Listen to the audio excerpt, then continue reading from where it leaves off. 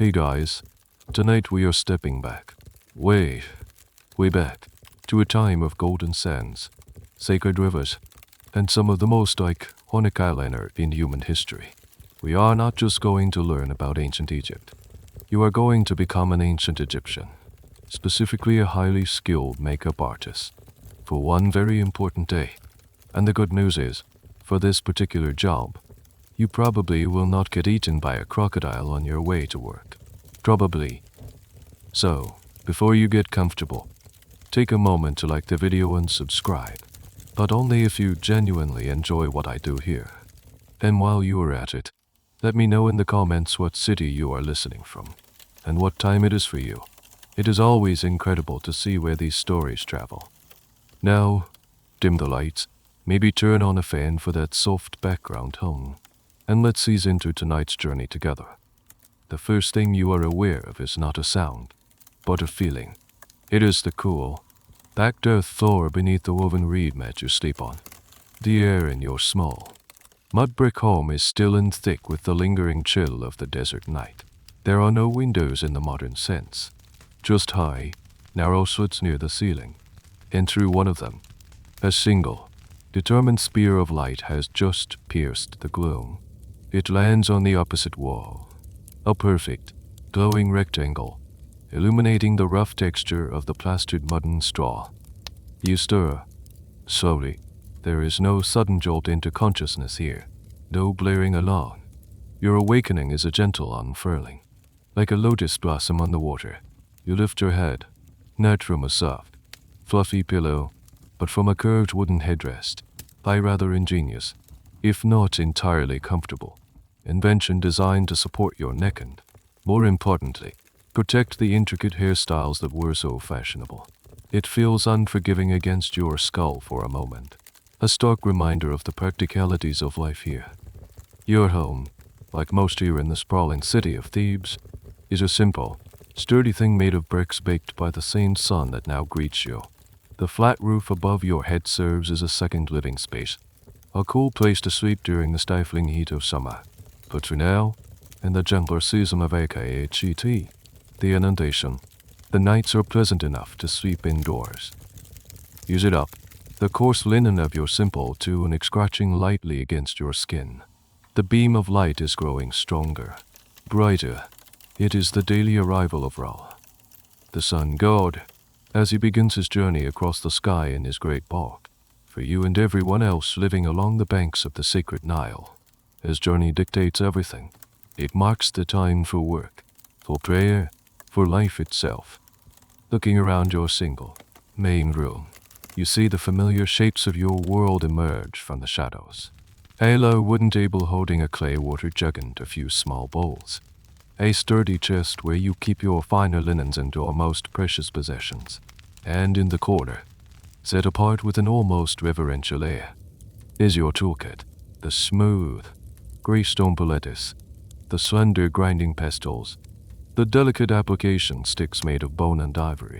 This is your trade, your art. You are a cosmetician, a painter of faces, a guardian of beauty and divine protection. You swing your legs off the mat, your bare feet meeting the cool earth.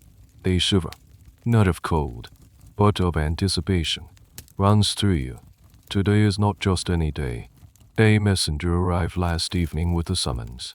A lady of a high-ranking official, preparing for a festival at the great temple of Karnak, requires your services. This is a task of great importance, one that demands the steadiest hand and the finest materials. Outside, the world is beginning to stir. You can hear the distant, sleepy bray of a donkey, the soft murmur of your neighbors waking, the gentle lapping of the Nile's waters just a short walk from your door. The river is the lifeblood of this entire civilization, and its presence is a constant, soothing hum in the background of your existence. Historians still piece together the exact morning meals of an artisan like you, but the faint, delicious scent of another family's flatbread already baking on a nearby clay oven suggests your own simple breakfast of bread, maybe some dates or figs, is not far away. But first, a ritual of purification is needed, a preparation not just for the day, but for the sacred art You are about to perform. You rise and walk over to the small wooden chest, running your hand over its smooth, polished surface. It is one of the few pieces of fine furniture you own, a gift from a previous satisfied client. Lifting the lid, you bypass the folded linens and pull out a small, rolled-up piece of papyrus. It is slightly coarse to the touch, a cheap grade scrap, but the message it carries is what matters. You unroll it carefully, your eyes tracing the hieratic script, a swifter, more flowing version of the grand hieroglyphs carved on temple walls. The messenger who brought it last night was a boy, no older than 12, but he carried himself with an air of immense self-importance. He was a servant in the household of the official Pythia, MHEB, a man whose name carried weight throughout Thebes. A scribe of the royal accounts, the boy had stood at your doorway, chin held high, and recited the message before handing you the papers, as if to prove he could read.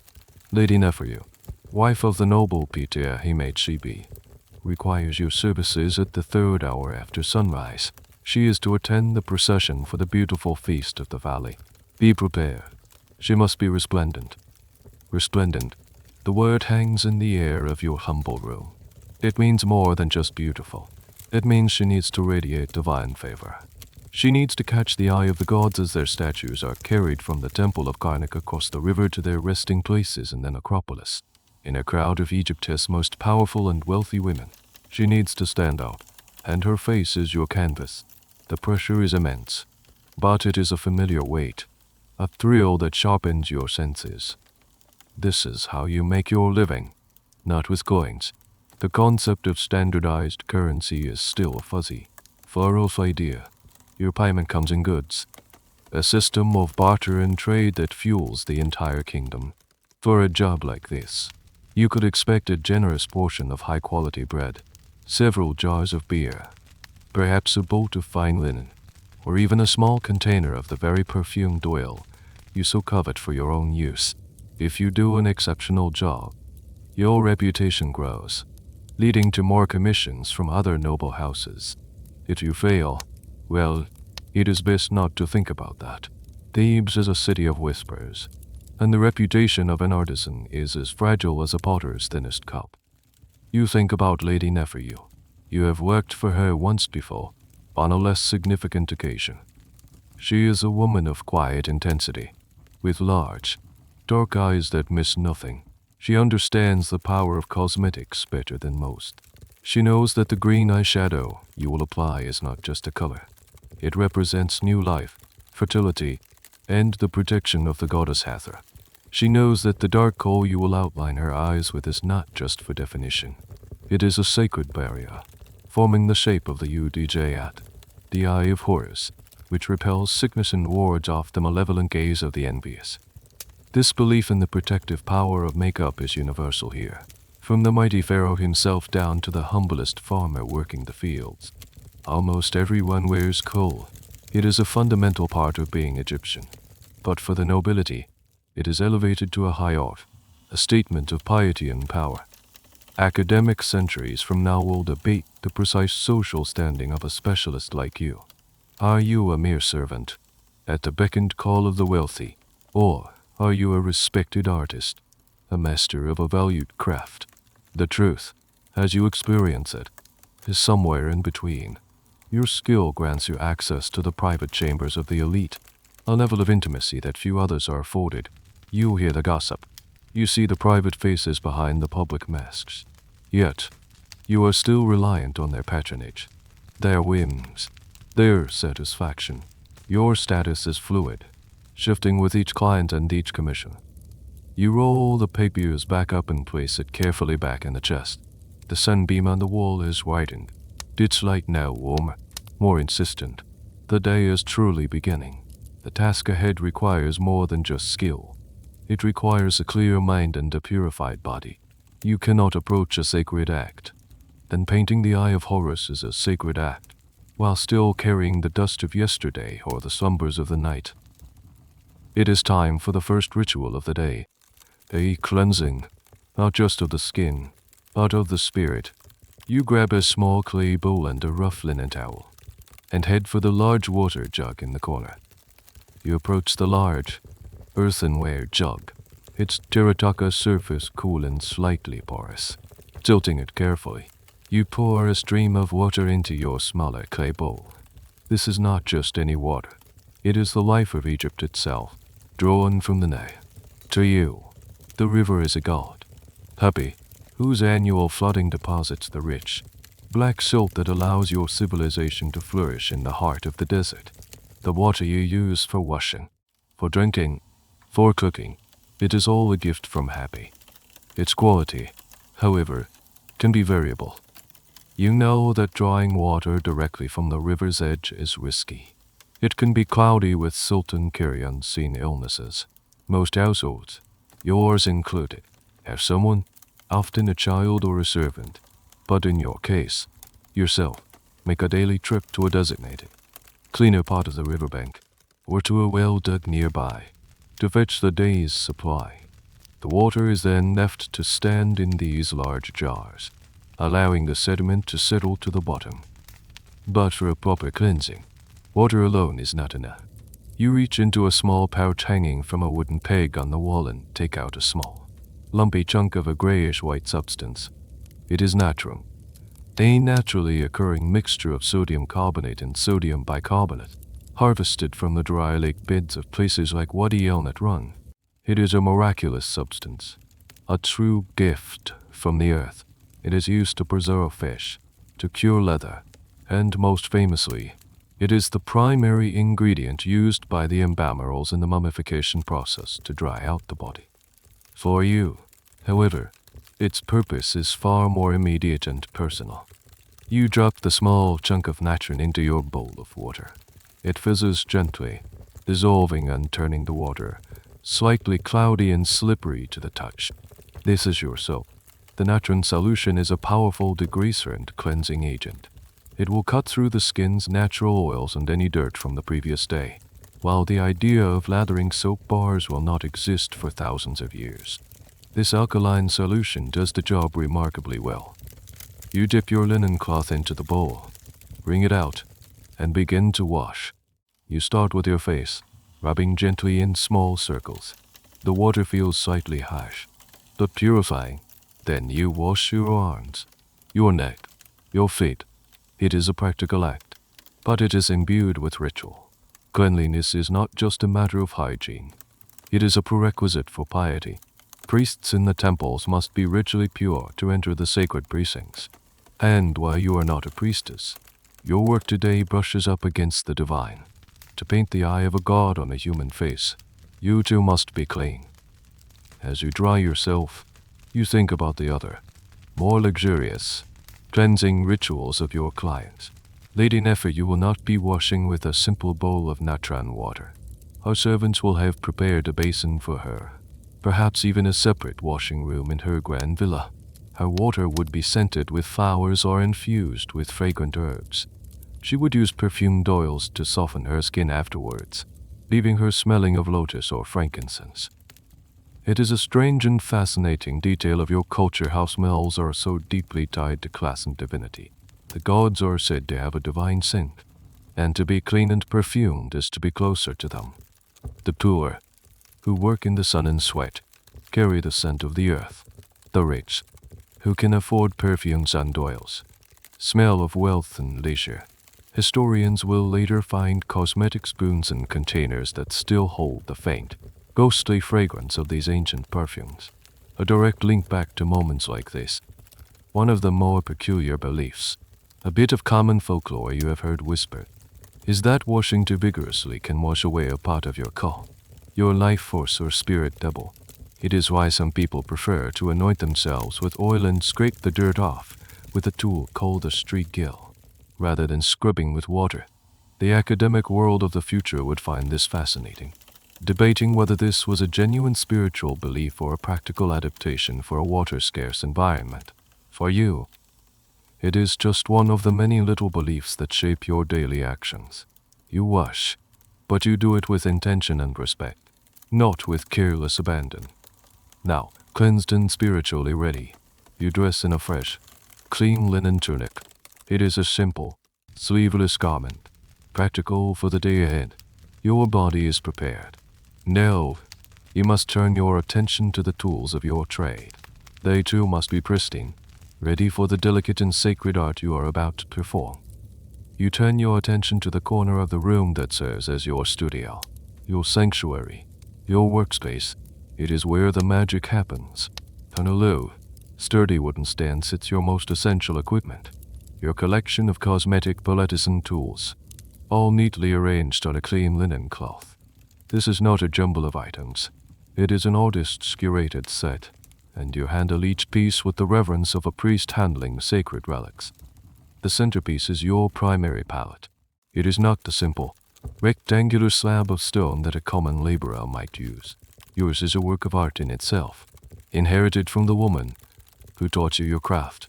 It is carved from a single piece of smooth, gray siltstone, polished to a soft sheen by years of use. It is shaped like a fish, the tilapia, a symbol of rebirth and regeneration.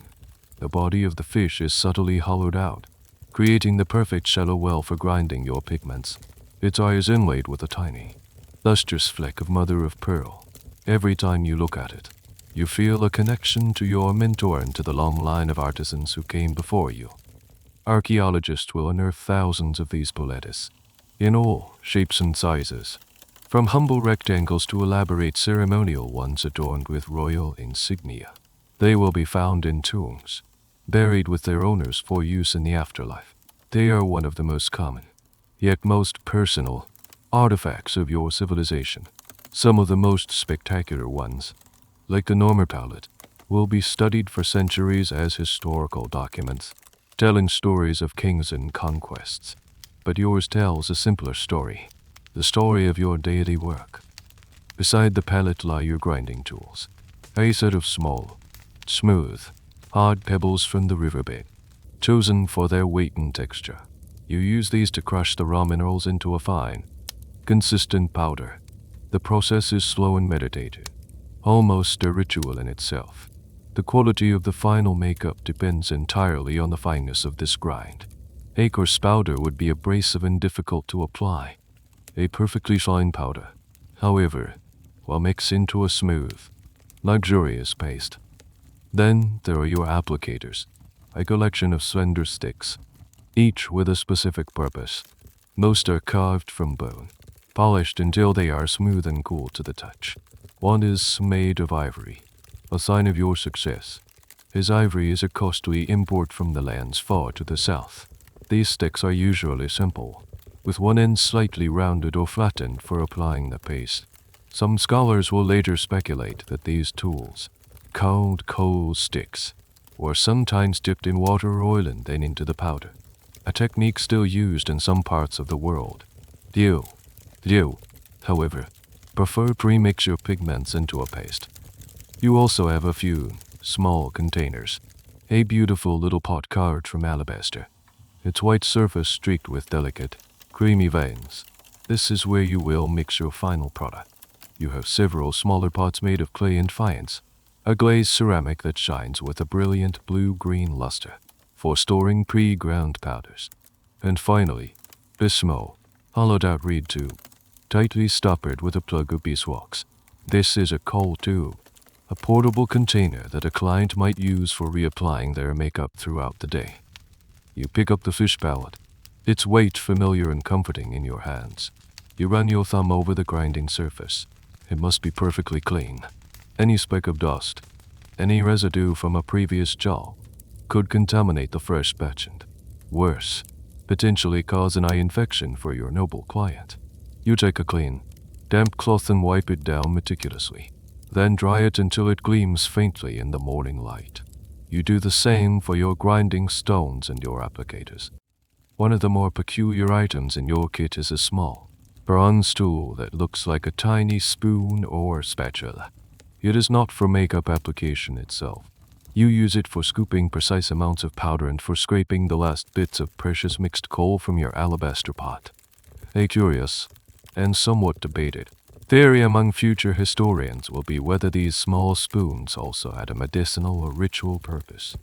Perhaps for placing a symbolic offering of makeup onto a statue or a shrine.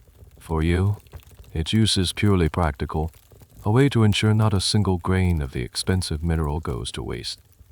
With your tools clean and ready, you feel a sense of order and calm settle over you. Everything is in its place.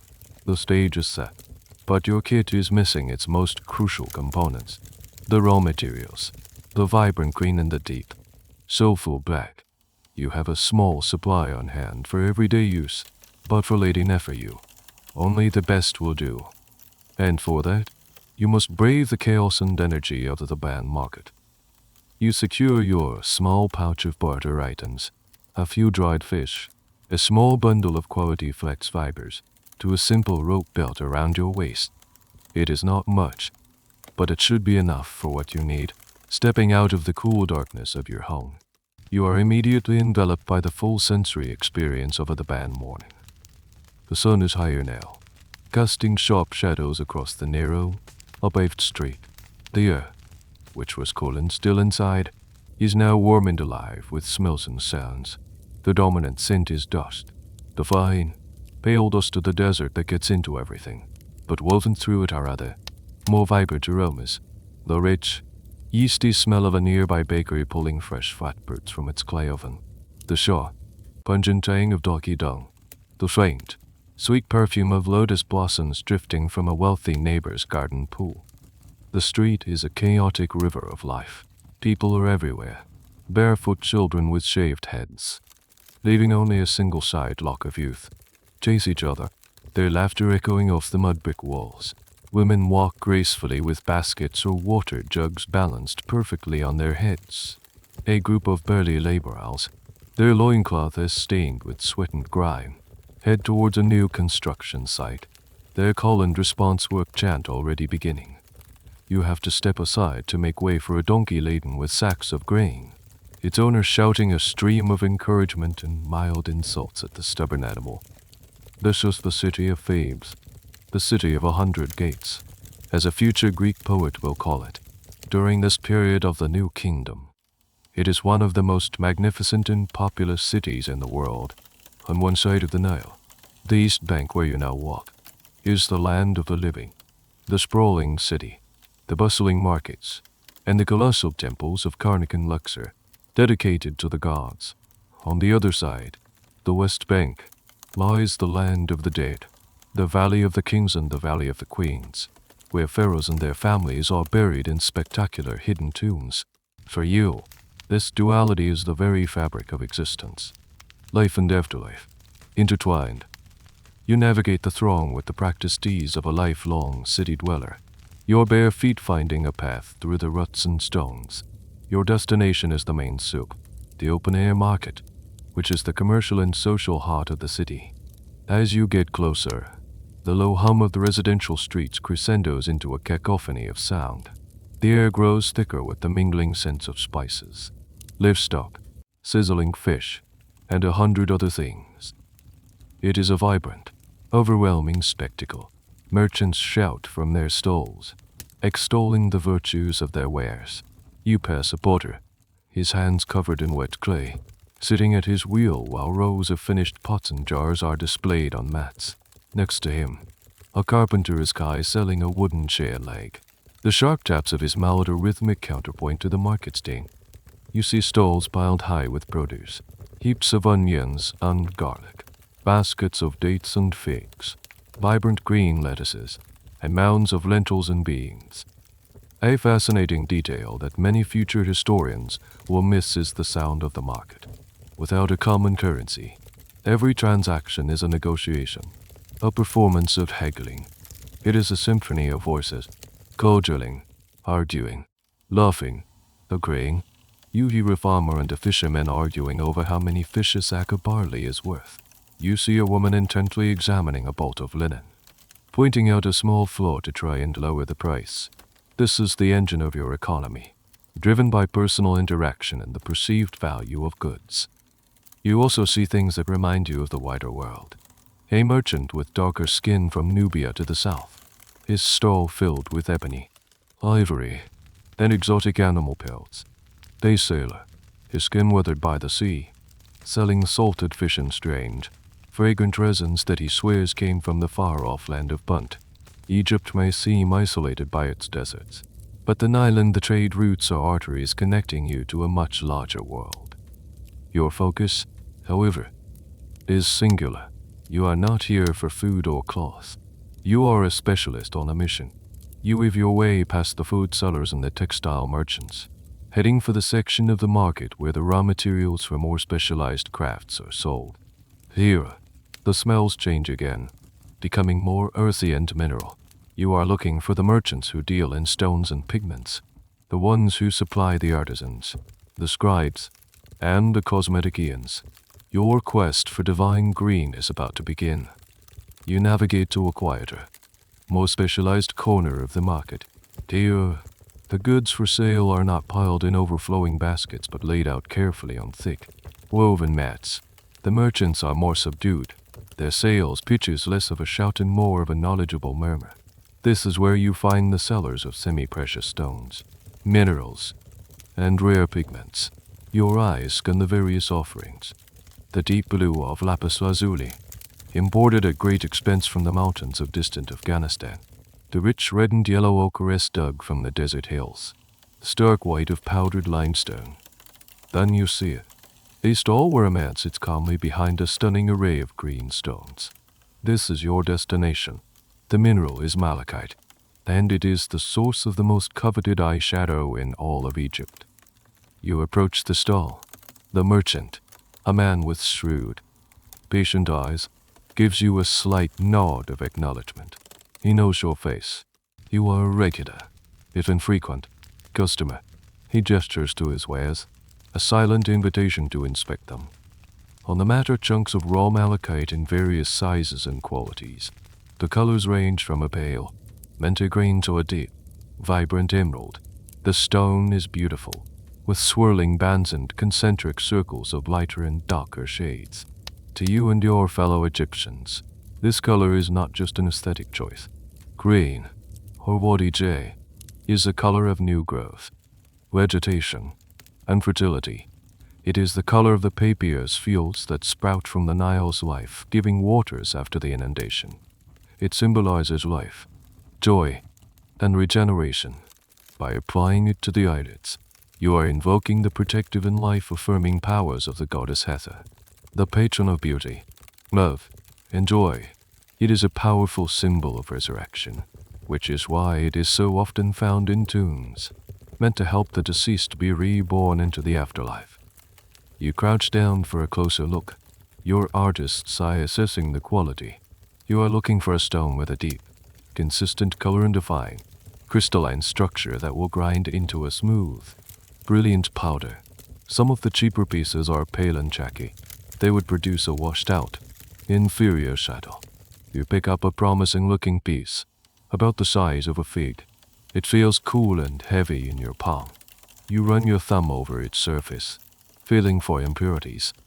The finest from the mines of Sinai, the merchant says, his voice a low rasp, brought by the last caravan. Pure, strong color. The Sinai Peninsula is the primary source for both malachite and turquoise. The mining expeditions there are arduous and dangerous, organized by the pharaoh's officials. The miners who toil in the desert heat to extract these stones are revered for their hard work, and the act of mining itself is considered a sacred endeavor, overseen by Hathor, who is also known as the Lady of Malachite. You know the merchant is exaggerating slightly. It is part of the game, but the quality of this piece is indeed very good. This is the raw material for what you call UDG, the green eye paint. Now comes the negotiation. It is a good piece. You can see it, placing it back on the mat. But the color is not as deep as the last one I bought from you, and I am only a humble artist, preparing a gift for the gods. You gesture to your small pouch. I can offer you these fibers, pure flax, ready for spinning. The merchant picks up the bundle of flax, expertly testing its strength and length between his fingers. He scoffs, but it is eye dubbing tools. Expected gesture for a stone blessed by Hathor herself. This is barely enough for a loincloth. And so the dance begins. The back and forth of offer and counter-offer. It is a slow, deliberate process. A mixture of shrewd assessment and polite posturing. You eventually agree on a price. The flax fibers in one of your dried fish. It is a fair trade. He gets a portion of his next meal and raw material for his wife to spin into thread. You get the key ingredient for your art. One of the strange little facts, a bit of workshop trivia you have picked up, is the belief that the potency of the malachite as protective magic is linked to its color. The deeper and more vibrant the green, the more powerful its ability to ward off the evil eye and promote vitality. Some artisans even whisper that you should chant specific prayers to Hathor while grinding the stone to activate its power. Future scientists will analyze malachite-based cosmetics and find that the copper compounds do have antibacterial properties, suggesting there was a real-world health benefit behind the magical belief. But for you, the magic and the science are one and the same. You wrap your new acquisition in a small piece of linen and tuck it safely into your pouch. The first part of your quest is complete. Now, you need its counterpart, the darkness, the deep, defining black that will give the eye its shape and its power. Your next stop is just a few stalls down, in the same mineral section of the market. The atmosphere here is subtly different. Well, the malachite store is all about vibrant life. This one is about cool, dark mystery. The merchant is an older man, his hands stained a permanent grayish black. On his mat are not bright, colorful stones, but dull, metallic-looking rocks and fine, dark powders in clay bowls. This is the source of coal. You are searching for the raw ingredient for mes de met, the black eye paint. The most common and sought-after material for this is galena. You scan the chunks of mineral on the mat. Galena is a lead sulfide ore, and it has a distinct appearance. It is heavy, with a silvery, almost glittery luster and a cubic crystal structure. When you grind it, it produces a dense, dark gray-black powder. You pick up a piece. It is surprisingly heavy for its size, a key indicator of its quality.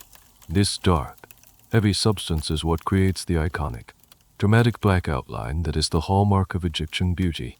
The line you will draw with it serves multiple purposes. Aesthetically, it makes the whites of the eyes appear brighter and enlarges the eye's appearance, creating a captivating gaze. But its other functions are far more important to you and your culture. Practically, the dark line helps to reduce the glare of the brilliant Egyptian sun. It is the same principle that a modern athlete might understand when they put black grease under their eyes. To farmers, sailors, and anyone who spends their days under the relentless gaze of Ra, it is a form of ancient sunglasses. Spiritually, it is the most powerful element of the cosmetic ritual. When you use it to draw the almond shape and the extended line from the corner of the eye, you are not just applying makeup. You are drawing the UDJ, the Eye of Horus. This sacred symbol is one of the most powerful amulets in all of Egypt. The myth tells of how the god Horus lost his eye in a battle with his uncle, Set. The eye was magically restored by Thoth, the god of wisdom and magic. Therefore, the symbol represents healing, restoration, wholeness, and, above all, protection. To wear the Eye of Horus on your face is to place yourself under the god's divine protection, to ward off illness, and to deflect the evil eye, the malevolent stare of an envious or hostile person. The merchant sees you inspecting the galena from the eastern desert. He says, gesturing to the piece in your hand, "Good quality, very dark when ground. A little goes a long way." It is true. The good galena ore is highly pigmented, while malachite was associated with Hathor. Galena has its own divine connections, often linked to the gods of the underworld and to the protective aspects of Horus. There is a solemnity to this material that the cheerful green malachite lacks. You also notice another, cheaper option on his mat. A pile of what looks like simple black charcoal. Some less scrupulous or poor artisans might use powdered charcoal or soot mixed with oil. It creates a black line, certainly, but it lacks the weight, the luster, and, most importantly, the spiritual significance and, as you believe, the health benefits of true galena-based coal. You would never consider using such an inferior product for a client like Lady Neferu. Interestingly, the term coal itself is a source of much debate for future linguists and historians. The word will come to be associated with black eye makeup across the Middle East and South Asia, but its exact origins are murky. Here in Dell, you call the raw material galena, and the finished product termi, estimet. The process is what transforms the mineral into a magical cosmetic. A strange but common practice that you are aware of is that some people will burn certain aromatic plants and mix the ash with their galena powder. A popular, though unproven, folk belief is that burning the leaf of a specific desert scrub adds an extra layer of protection against biting flies, which are a constant nuisance, especially near the river. Whether it truly works or is just a superstition is a matter of opinion, but it shows how customized and personal the recipe for coal can be. You select a small but dense piece of galena, confident in its quality. The negotiation is quicker this time. The galena merchant is more interested in food than fibers. He agrees to trade the stone for your remaining to dried fish and a handful of onions you snagged in a quick side barter on your way through the market. He wraps the heavy, dark stone in a piece of scrap papers and hands it to you. You now have the two essential pigments, the life-giving green of heather and the protective black of Horus. Your pouch feels heavier, weighted with potential, but powder alone does not make a cosmetic. You need one more crucial ingredient to bind it all together. With your precious minerals secured, you have one final quest in the bustling marketplace. The powders, no matter how finely ground, need a binder to transform them into a smooth, applicable paste. This requires a base of fat or oil, and for a high-status client like Lady Neferu, any old cooking oil will not do. You need something fine, something pure, and ideally, something fragrant. You head towards a different section of the soup, one where the air is thick with a mixture of scents. Sweet, floral, spicy, and musky. This is the domain of the perfume and oil merchants. Their stalls are a bit more ostentatious, with small, elegant pots and flasks made of faience and alabaster, hinting at the luxury of their contents. The base for most cosmetic and unguent preparations is some form of fat. For the most common, everyday coal, rendered animal fat, often from geese or cattle, is used. It is effective, stable, and readily available. It creates a thick, long-lasting paste. However, it can also have a distinct animal smell. For a noble lady attending a grand festival, this is simply unacceptable. You are looking for a higher grade of binder. The merchant you seek specializes in fine oils. On his stall, you see several large clay jars, each containing a different type of vegetable oil. There is moringa oil, castor oil, and even Bala Noes oil, all prized for their smooth texture and relatively neutral scent. These are the building blocks of fine cosmetics and perfumes. Perfume, in your world, is not the alcohol-based spray of the distant future. It is a scented oil or a solid fat-based unguent. The process of creating it is complex and time-consuming. Perfumers will steep fragrant flowers, herbs, or resins, like lotus, lily, frankincense, or myrrh, in warm oil or fat for days, or even weeks, until the scent is fully absorbed. This scented substance is then strained and stored in sealed jars. You approach the merchant, a man whose tunic seems just a little finer than his neighbor's, and whose hands, unlike the galena sellers, are soft and clean. You explain your need, a small amount of a very fine, pure oil to be used as a cosmetic base for a noble client. He understands immediately. He does not point you to the large jars of plain oil. Instead, he reaches under his stole and brings out a small, sealed alabaster pot. This, he says, his voice low and conspiratorial, is for a special purpose. He carefully removes the lid, and an exquisite fragrance wafts towards you. It is delicate and complex, primarily lotus, but with undertones of something warmer, perhaps a sweet wood or resin. The fat of a sacred goose, he explains, rendered and purified 3 times. Then, Lotus blossoms from the royal gardens were steeped in it under the last full moon. Whether the story about the royal gardens and the full moon is true is anyone's guess. Salesmanship is an art form, but the quality is undeniable. The unguent in the pot is a smooth, translucent, creamy substance. Using this as your binder will not only create a perfect consistency for the eye paints but will also impart a subtle, divine fragrance. To be near Lady Neferu will be to inhale the scent of a water garden. This is the height of luxury. Of course, such quality comes at a very high price. Your remaining onions and barter goods are nowhere near sufficient. This transaction will have to be one of credit, based on your reputation. This is for the household of Bithia Imhb. You state, giving the merchant a meaningful look. The name is a key. Unlocking a different level of commerce. I will be paid for my working goods. I can promise you a share of that payment. A measure of fine beer and bread from the official's own stores. The merchant considers this. A promise of payment from a noble house is a solid guarantee.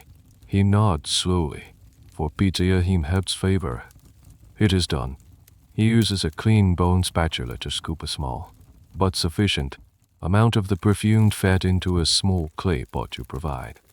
One of the fascinating and often debated aspects of ancient Egyptian life is the complexity of their non-monetary economy. While some historians argue it was a simple barter system, situations like this show a sophisticated network of credit, reputation, and social obligation. A promise from a known artisan working for a powerful official was as good as, if not better than, a handful of trinkets. As he prepares your pot, you think about the more unusual ingredients that are sometimes whispered about. Some cosmetic recipes, particularly the very old ones, call for bizarre additions. A tiny amount of powdered crocodile dung was said to be a powerful aphrodisiac when mixed into perfume, and certain unguents for wrinkles were rumored to contain honey mixed with bat droppings. You shudder slightly at the thought. Thankfully, your craft focuses on the well-established, effective, and beautifully fragrant. The only animal in your mix today will be the pure, scented fat of a supposedly sacred goose. With your binder secured, your mission in the market is complete. You have the green, the black, and the fragrant base. You clutch your pouch, now full of raw potential, then begin the journey back to your quiet workshop, leaving the chaotic symphony of the soup behind you. It is time to transform these humble, earthy materials into something divine. Back within the quiet sanctuary of your home, the noise and dust of the market feel a world away. The sun is higher now, its light flooding the room, illuminating the floating dust motes like tiny, glittering prayers. You carefully lay out your acquisitions from the market on the clean linen cloth next to your tools. The rough, vibrant chunk of malachite, the heavy, dark piece of galena, the small pot of exquisitely scented fat. Before you begin the grinding, the most labor-intensive part of the process, you take a moment to appreciate your primary tool, the fish-shaped palette. You hold it in your lap. It's cool, smooth silt tone, a familiar comfort. This object is more than just a surface for mixing. It embodies the deep connection between the practical and the sacred that defines your entire culture. Its shape, the tilapia, is no accident. The Nile tilapia is a creature you see every day. You see the fishermen pulling them from the river in their nets, but you also know it by another name, the male brooder. You have watched them. The female lays her eggs and then scoops them into her mouth, protecting them from predators until they hatch. To your people, this was a stunning act of spontaneous creation, a powerful symbol of birth and regeneration. The fish literally gives birth from its mouth. This is why the tilapia, a common fish, is associated with the goddess Hathor with the concept of rebirth in the afterlife. Having your palate in this shape is a constant, subtle prayer for life and renewal. You turn it over in your hands. The back is flat and unadorned, but the front, with its inlaid mother of pearl and its gently curved body, is elegant. The slight depression in the center, worn even smoother than the rest of the stone by years of grinding, is perfectly formed for its task. This is where you will crush the minerals, where the transformation will take place. These palettes have a long history. Archaeologists thousands of years from now will find them dating back to the pre-Edenic Sapphic period, long before the first pharaohs united the two lands of Upper and Lower Egypt. The earliest ones were simple, rhomboid shapes, purely functional, but over centuries, they evolved. They became shaped like animals, hippos, turtles, birds, and, most commonly, fish. Then came the great ceremonial palettes, huge, elaborate works of art covered in intricate carvings depicting historical events. The Narmer palette, for instance, will provide some of the earliest evidence of a unified Egypt, its carvings showing a king wearing the crowns of both Upper and Lower Egypt. But those are the palettes of kings. Yours is the palette of a worker, an artist, and yet it holds its own magic. There is a persistent, almost mystical belief among artisans that a palette absorbs some of the properties of the minerals ground upon it. A palette used for years to grind protective coal is thought to become protective itself. Some older cosmeticians will refuse to use a new palette, believing their old one is seasoned with years of accumulated magic and skill, while future scientists would dismiss this as mere superstition. For you, it feels true. This palette has been used to create the Eye of Horus hundreds, perhaps thousands, of times. It feels imbued with that purpose. A curious and still debated question among historians is whether palettes were cleaned after each use, or if a patina of old makeup was allowed to build up. Some excavated palettes have shown thick residue, while others are pristine. The answer is likely complex and varied. For a quick, daily application, one might just add new powder to the old. But for a commission like today's, for the weight of a powerful official, you would never risk it. Your palette is, and must be, perfectly clean. Any leftover pigment could dull the color or, worse, carry a speck of grit that could harm a noble eye. You place the fish palette back on its stand, positioning it carefully. The stage is set. Your tools are clean. Your ingredients are ready. And your most important piece of equipment is in place. You take a deep breath, centering yourself. The next phase is not one of commerce or preparation, but of pure craft. It is a slow, patient, and meditative process. It is time to coax the color from the stone. The first to be born upon your sacred fish will be the green. You pick up the chunk of raw malachite. Its vibrant green, with swirling, darker bands, seems to hold the promise of a lush oasis.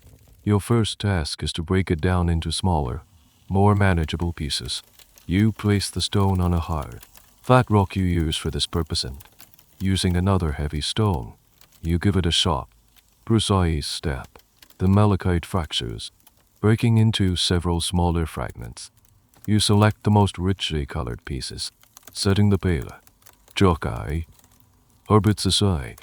These can be used later for a less important commission or for your own daily use. For late enough for you, only the most vivid hue will suffice. Now, the true work begins. You place a few of these small green fragments into the hollowed-out depression on your fish pellet. You pick up one of your grinding pestles, a smooth, heavy river stone that fits perfectly in the palm of your hand. This is a process that cannot be rushed. It is a slow, rhythmic act of transformation. You begin to grind, applying steady pressure. At first, the sound is coarse and gritty as the stone fragments scrape against the pallet. You move the pestle in a circular motion, crushing and pulverizing the mineral. Little by little, the texture begins to change. The gritty scraping sound softens into a smoother, whispery hiss. The fragments are breaking down, becoming a coarse powder. This is the most physically demanding part of your job. It requires patience and upper body strength. Your arm and shoulder muscles, accustomed to this work, move with a steady, practiced rhythm. As you grind, a sighing, pale green dust begins to rise, catching the light. You are careful not to inhale it. While you believe in the mineral's magical properties, you are also wise enough to know that breathing in dust of any kind is not good for you. You grind, and you grind, and you grind. The minutes stretch on. The sun climbs higher in the sky. and the beam of light shining through the slit in your wall moves slowly across the floor. This meditative, repetitive action frees your mind to wander. You think about the meaning of this color. Yodejo. The word itself is related to the papyrus stem, a symbol of the flourishing life of the Nile Delta. By grinding this grain, you feel as if you are grinding the very essence of life and vitality into a usable form.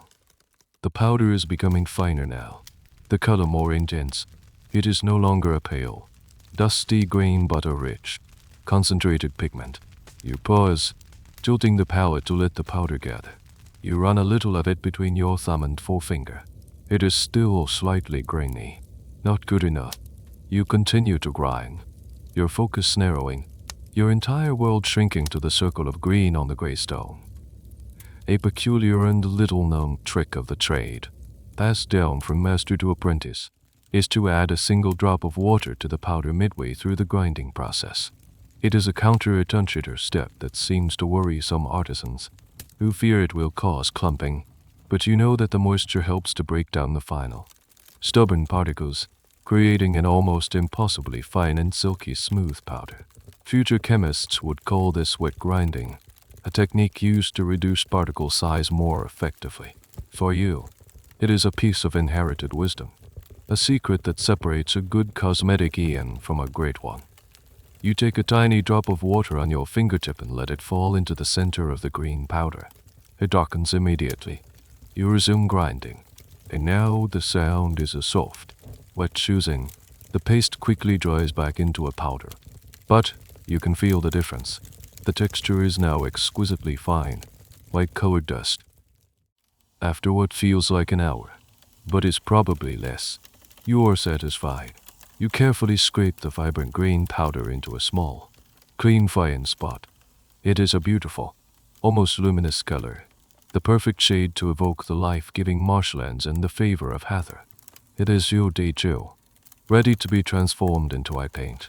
The historians who will one day analyze the residue on ancient Piletus will debate the exact grinding times and techniques, marveling at the consistency and fineness that artisans like you could achieve with such simple tools.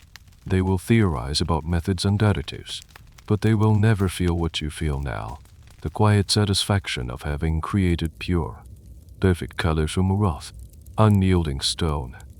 You set the pot of green powder aside. The first color is ready. Now, you must turn your attention to its opposite, its partner in the cosmetic dance, the deep, grounding, protective black. Now for the second act of your craft. You clean the fish palette meticulously, wiping away every last speck of the vibrant green dust with a damp cloth. Mixing the pigments, even a single grain, would be an unforgivable error. It would muddy the colors and, in your mind, disrupt the distinct magical properties of each. Green is for life, black is for protection. Their powers must be pure. Once the palette is clean and dry, you pick up the piece of galena you bought at the market.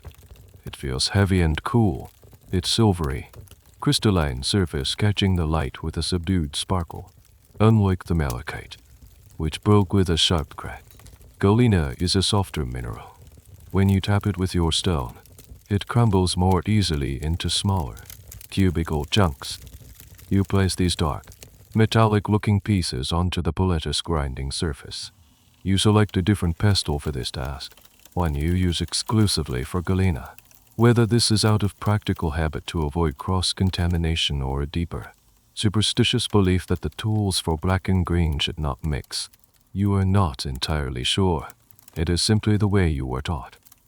You begin the grinding process again. The sound is immediately different from the malachite. It is a softer, more metallic scraping, a lower-pitched grumble.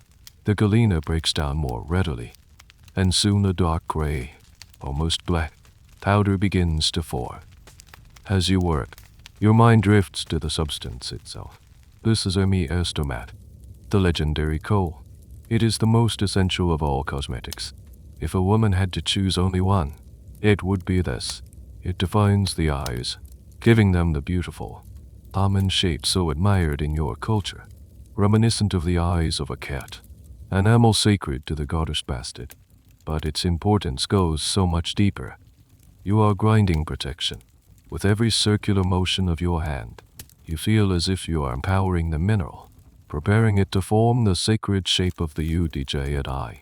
You think of Horus, the brave sky god, and his epic struggle. You are creating the very tool that will allow your client to channel his strength and his wholeness. It is a sobering, powerful thought.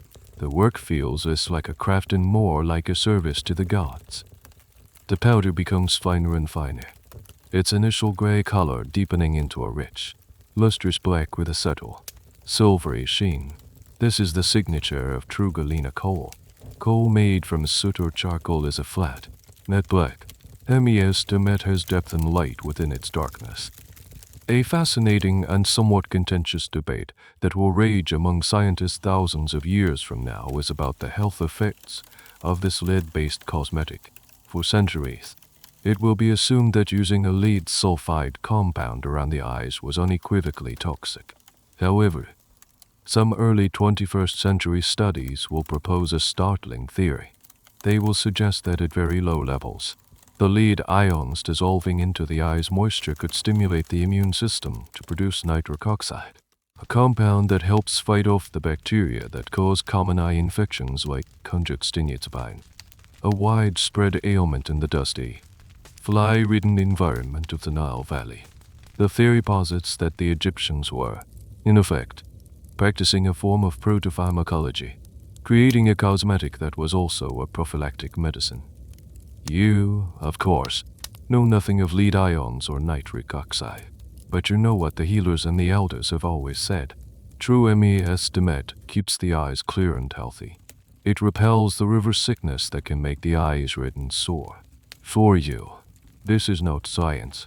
It is a known property of the substance, perhaps a gift from the gods who provided it.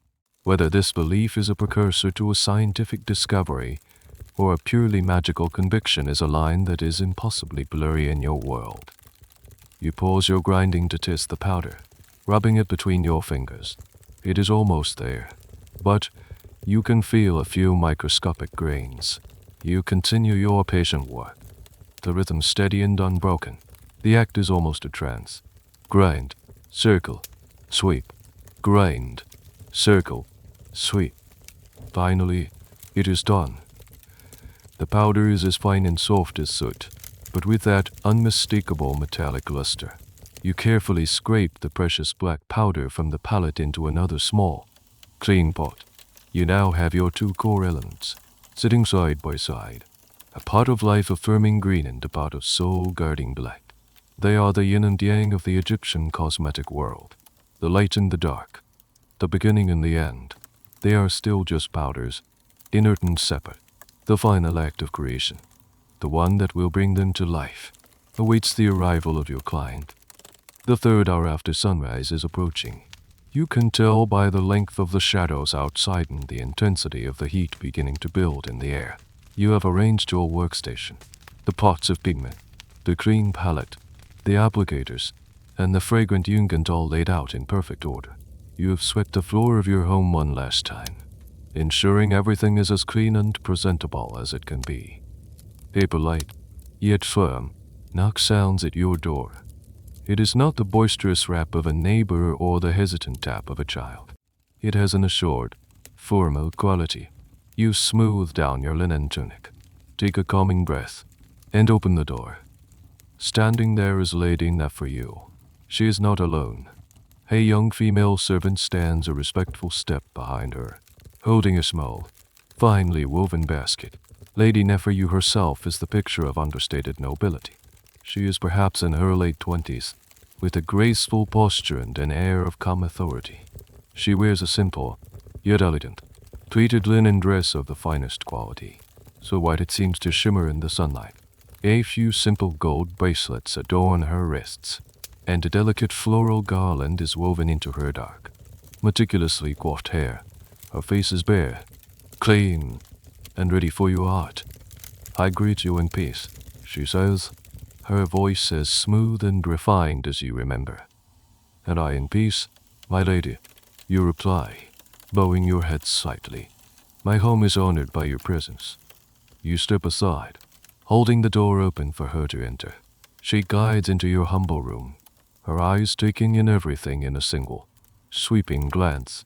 She notes your cleanliness and the orderly arrangement of your tools, and a small, almost imperceptible nod of approval is your reward. The servant follows her and unquietly sets the basket down in a corner. This is likely the first part of your payment. Lady Neferu does not sit on the simple stool you offer. Instead, she prefers to stand for the preparation, a sign that she sees this as a formal process, not a casual chat. This is a dynamic that future historians will often struggle to fully grasp. The intricate dance of class and respect between a patron and a skilled artisan. You are in your own home, your domain of expertise, which gives you a certain authority. Yet, she is the noble, the one with the power and status. The interaction is a careful balance of deference and professional confidence. The procession for the beautiful feast of the valley is of great importance, she states, not as new information, but as a way of setting the tone. The eyes must be pleasing to the gods as they cross the river. I understand, my lady. You affirm the protection of Horus and the vitality of Hathor. It shall be done. The beautiful feast of the valley is one of the most significant religious festivals in Thebes. It is a celebration of the dead, but it is a joyous one, not mournful. The statues of the great gods Amun, Muti, and Khonsu are taken from their sanctuary in Karnak Temple, placed on ceremonial barques, and carried in a great procession to the west bank to visit the mortuary temples of the deceased pharaohs. It is a time when the world of the living and the world of the dead draw close, a time for families to feast near the tombs of their ancestors, reaffirming their connection to them. For the living, it is a day to see and be seen, a display of piety, duty, and social standing. A peculiar and charming custom of this festival is that many people carry ancestor busts. These are small, stylized sculptures representing deceased family members.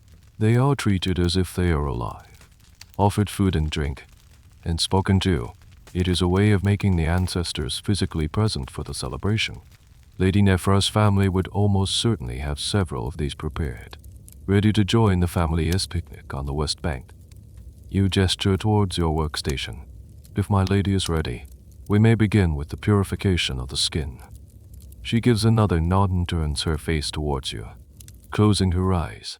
Her expression is serene, trusting. The balances of her face is a vulnerability, a blank canvas offered to you. It is a profound gesture of trust. She is placing her appearance, her spiritual protection, and her social presentation for one of the year's most important events entirely in your hands. The weight of this responsibility settles upon you, not as a burden, but as a short, clear focus. The preliminaries are over. The true artistry is about to begin. Before any color can be applied, the canvas must be prepared. The skin of the face, especially around the delicate eye area, must be clean, supple, and ready to receive the pigments.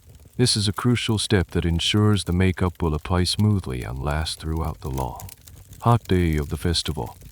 You begin not with water, but with oil. You take a small amount of a simple, unscented castor oil on your fingertips. It is a thick, viscous oil, excellent for cleansing. You gently massage it onto Lady Neferu's face, starting with her forehead and working your way down. The oil dissolves any residual dust or natural skin oils, lifting impurities from the pores. This method of oil cleansing is remarkably effective, especially in a dry, dusty climate, as it cleans without stripping the skin of its essential moisture. Lady Neferu stands perfectly still, her eyes closed, accustomed to this kind of pampering. Her skin is already soft and well cared for, a testament to her life of leisure, shielded from the harshest effects of the sun and wind that weather the faces of common laborers. After massaging the oil in for a few moments, you take a clean, soft piece of linen, dip it in a bowl of warm water you prepared, and wring it out. You gently wipe away the oil, and with it, any traces of dirt.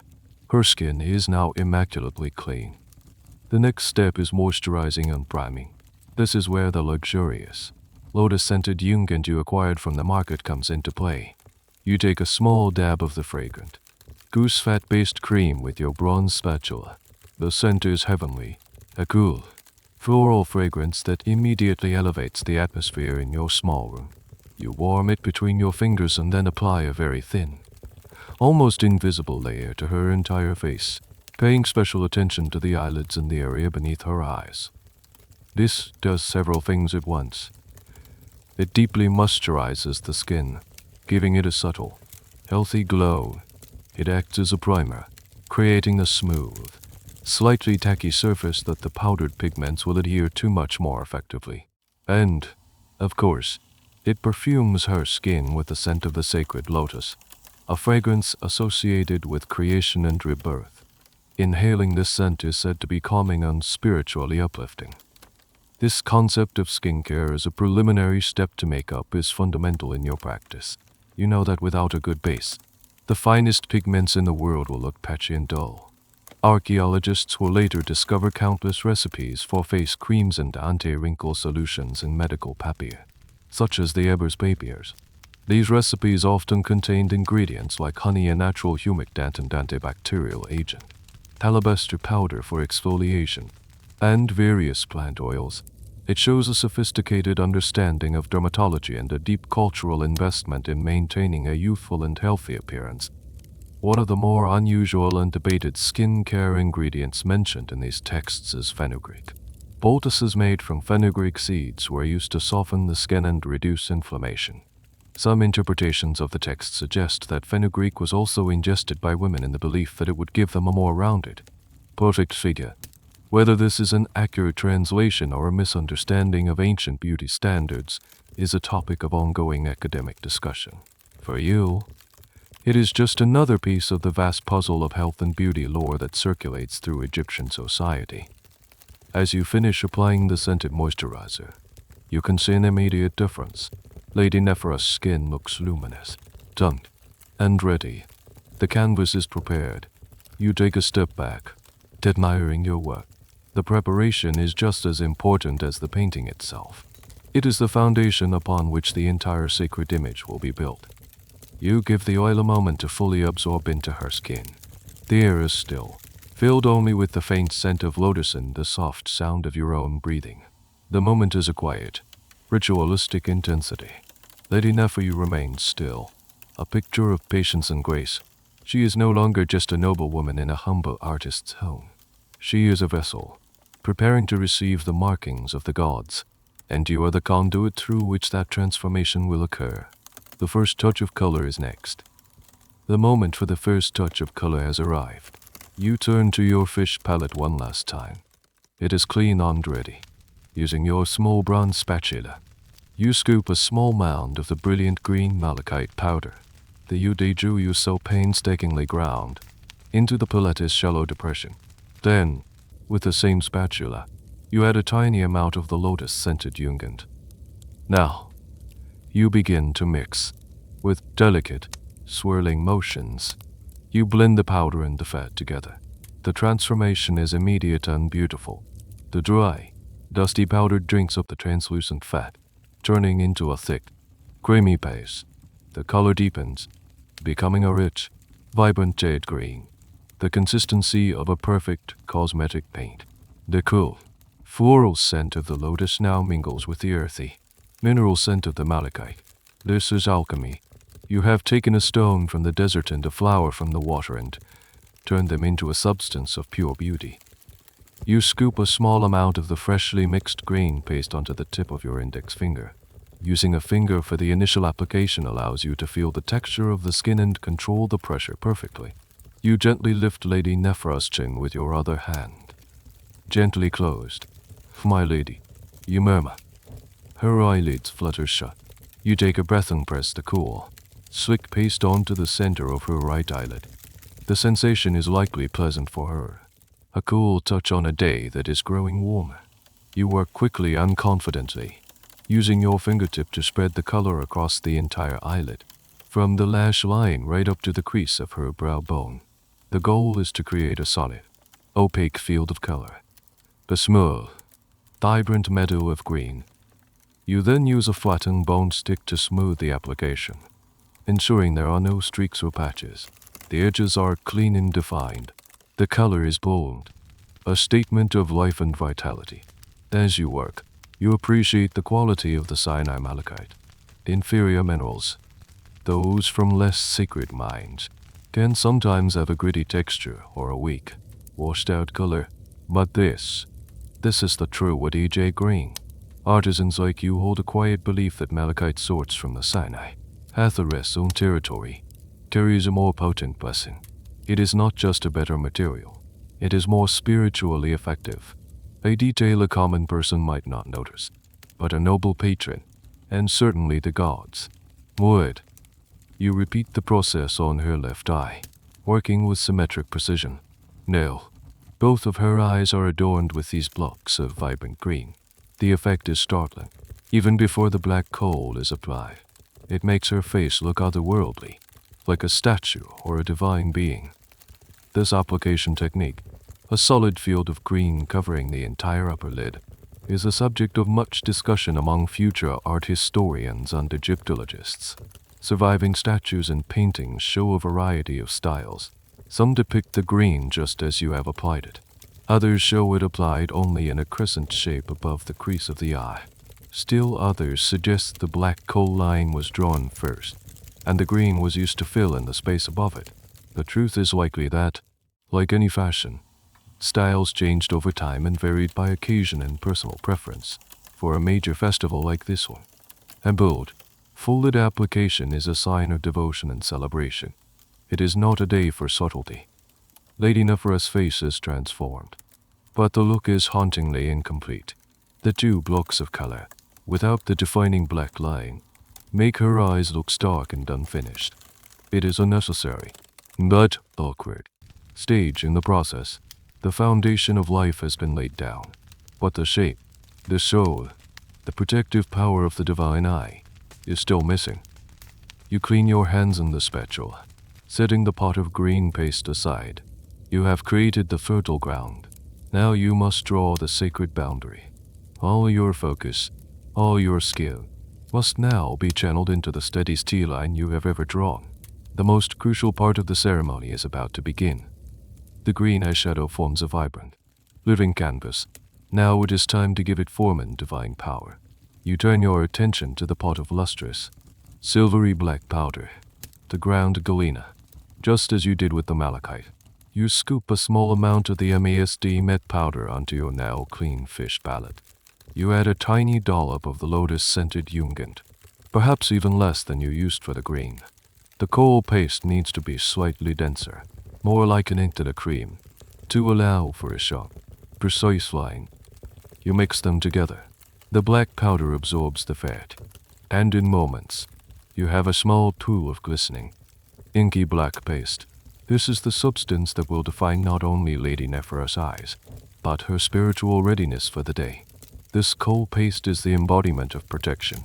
Its creation feels more solemn, more magically charged than that of the green. You do not use your finger for this part of the process. The coal demands a specialized tool. You pick up your finest applicator, a slender, elegant stick carved from a single piece of ivory. It is smooth and cool to the touch, with one end tapered to a soft, rounded point. You spent many hours polishing this stick, ensuring it has no sharp edges or imperfections that could scratch the delicate skin around the eye. This is your coal stick. Archaeologists will find thousands of these, made from wood, bone, bronze, stone, and even glass. They are often found in sets with a matching coal to bore pot, forming a personal cosmetic kit. These kits were considered essential for the afterlife, and many will be discovered in tombs, still containing the dried-up residue of the last coal their owners ever used. A curious, and often misunderstood, detail about coal application is the container itself. Many surviving examples of coal pots have a distinctive shape, often a small to-bore vessel with a flat, wide rim. The applicator's stick would be dipped into the paste inside the pot. A popular theory among future historians is that the user would close their eyes over the stick, and then pull the stick out sideways, applying coal to both the upper and lower water lines simultaneously. This is a very efficient method for a quick, daily application. However, for the artistic and ceremonial purpose you are engaged in now, such a technique is too crude. You are not just lining the inner rims. You are drawing a complex, symbolic shape on the skin itself. Your technique requires more control and precision. You dip the tip of your ivory stick into the fresh coal paste, gathering a small, perfect bead of the black cosmetic. The air in the room seems to grow still. Your breathing becomes shallow and even. Your hand must be absolutely steady. A single tremor, a moment's hesitation, could ruin the entire look, requiring you to wipe it all away and begin again. A deeply unlucky omen on the day of a festival. You brace your arm, resting your elbow on the table beside you to stabilize your hand. You are a scribe, and the face is your papiers. The coal is your ink, and the line you are about to draw is a sacred hieroglyph. Lady for you, sensing the gravity of the moment, is a statue of perfect stillness. Her trust in you is absolute. You bring the ivory tip, laden with its dark, magical ink, towards her right eye. The journey of a few inches feels like a mile. Everything depends on the next few moments. You are not just a makeup artist. You are a priestess performing a rite, an artist on the verge of the master stroke. You touch the ivory tip to the inner corner of Lady Nephoros' right eye. The coal paste glides onto her skin. A cool, slick sensation. You begin to draw, moving the stick with a slow, deliberate motion along her upper lash line. The line is thin at first, then thickens as you move outwards. The black is a stark, dramatic contrast against the vibrant green eyeshadow, creating a boundary, a definition. The green is life, but the black is order. Your hand is as steady as stone. You have practiced this thousands of times, on yourself, on family members, on other clients, but the pressure of this moment sharpens your focus to a fine point. You draw the line outwards, past the edge of her eyelid, extending it into a long, elegant tail that sweeps upwards towards her temple. This is the classic, iconic shape that will define Egyptian beauty for millennia.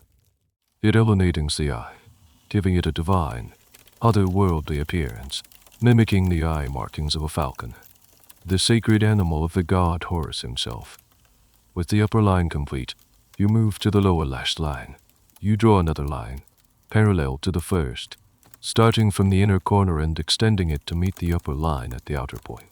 The two lines now fully enclose her eye in a perfect, almond-shaped frame of deep, protective black. This shape, the Sayyirat, is more than just an outline. It is a cosmogram, a map of a sacred myth drawn on a human face. The almond shape is the eye itself, but the extended lines, the tails, are what give it its full symbolic power. This is the UDJat, the whole one. You dip your applicator again, ready for the final, most symbolic strokes. Beneath the main body of the eye, you draw out more distinct markings. The first is a straight vertical line descending from the center of the lower lid, like a teardrop. The second is a swirling, curling line that extends from the outer corner, sweeping downwards and forwards, like the spiral marking on a falcon's cheek. These are not random decorations. They are specific, essential parts of the UDJ symbol. Future scholars, particularly those studying mathematics, will be fascinated by this symbol for another reason. In a complex system of hieratic fractions, each part of the UDJ that I drawing corresponds to a specific fraction. The right side of the eyeball is 1/2. The pupil is 1/4. The eyebrow, which you will draw on later, is 1/8. The left side of the eyeball is 1/16. The teardrop mark is 1/32. And the falcon spiral is 1/64. When added together, these fractions total 63/64. They are not quite a whole number. This missing 1/64 is a source of endless debate. Some Egyptologists will argue it represents the limits of human knowledge, while others believe it symbolizes the magic Thoth had to use to make the eye whole again. For you, the meaning is simpler, yet profound. The eye is a symbol of healing and of striving for a wholeness that is almost, but not quite, attainable by mortals. You complete the markings on the right eye and then, with painstaking precision, replicate the entire design on the left. The symmetry must be perfect.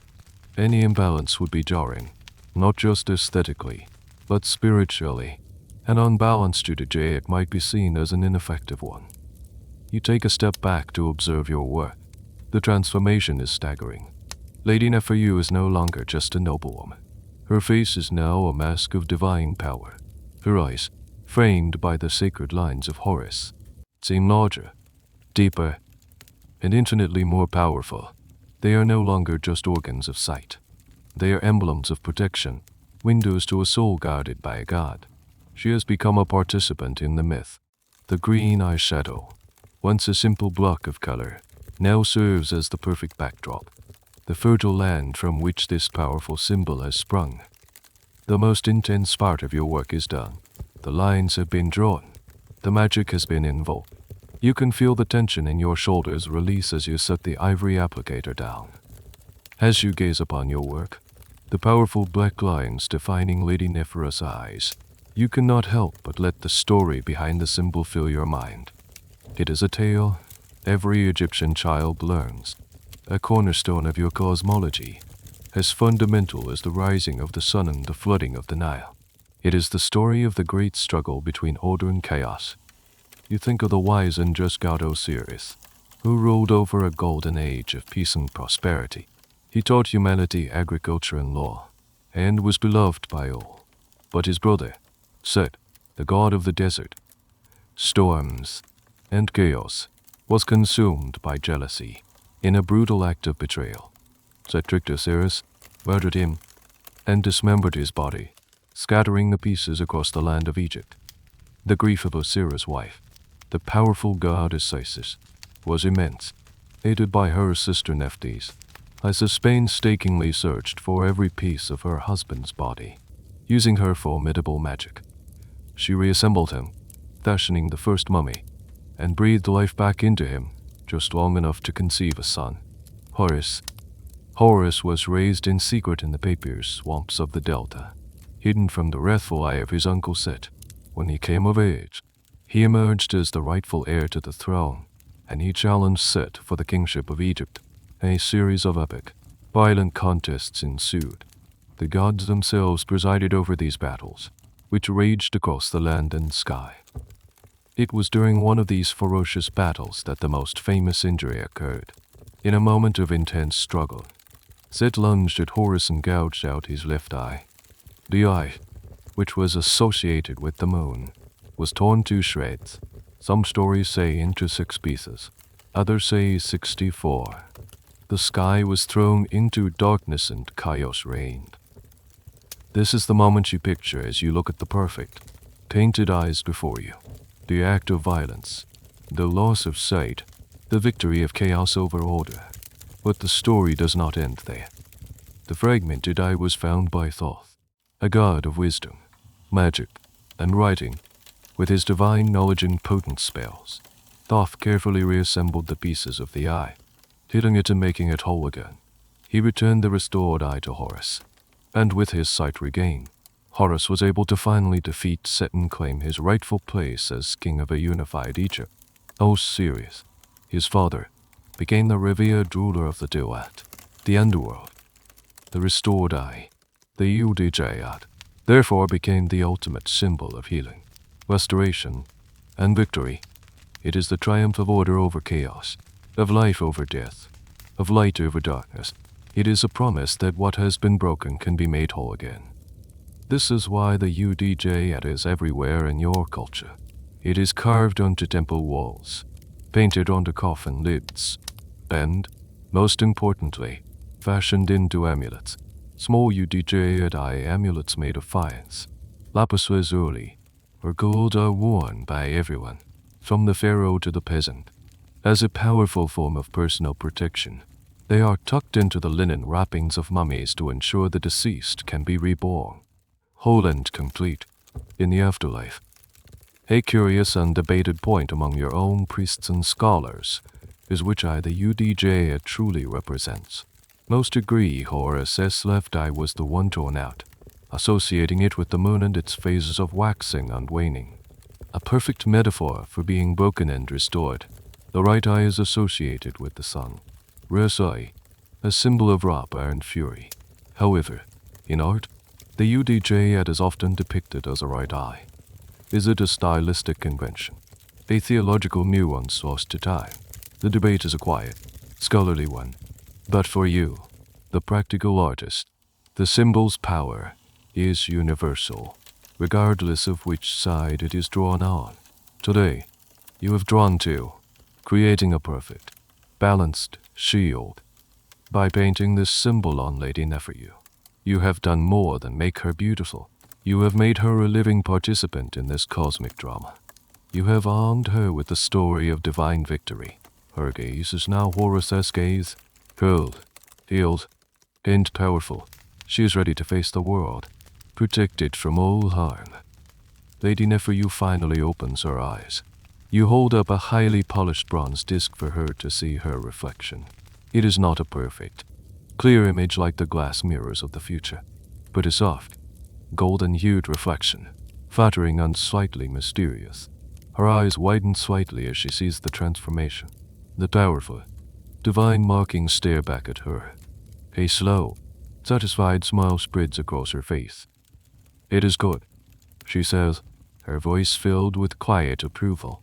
"The god's protection is strong today."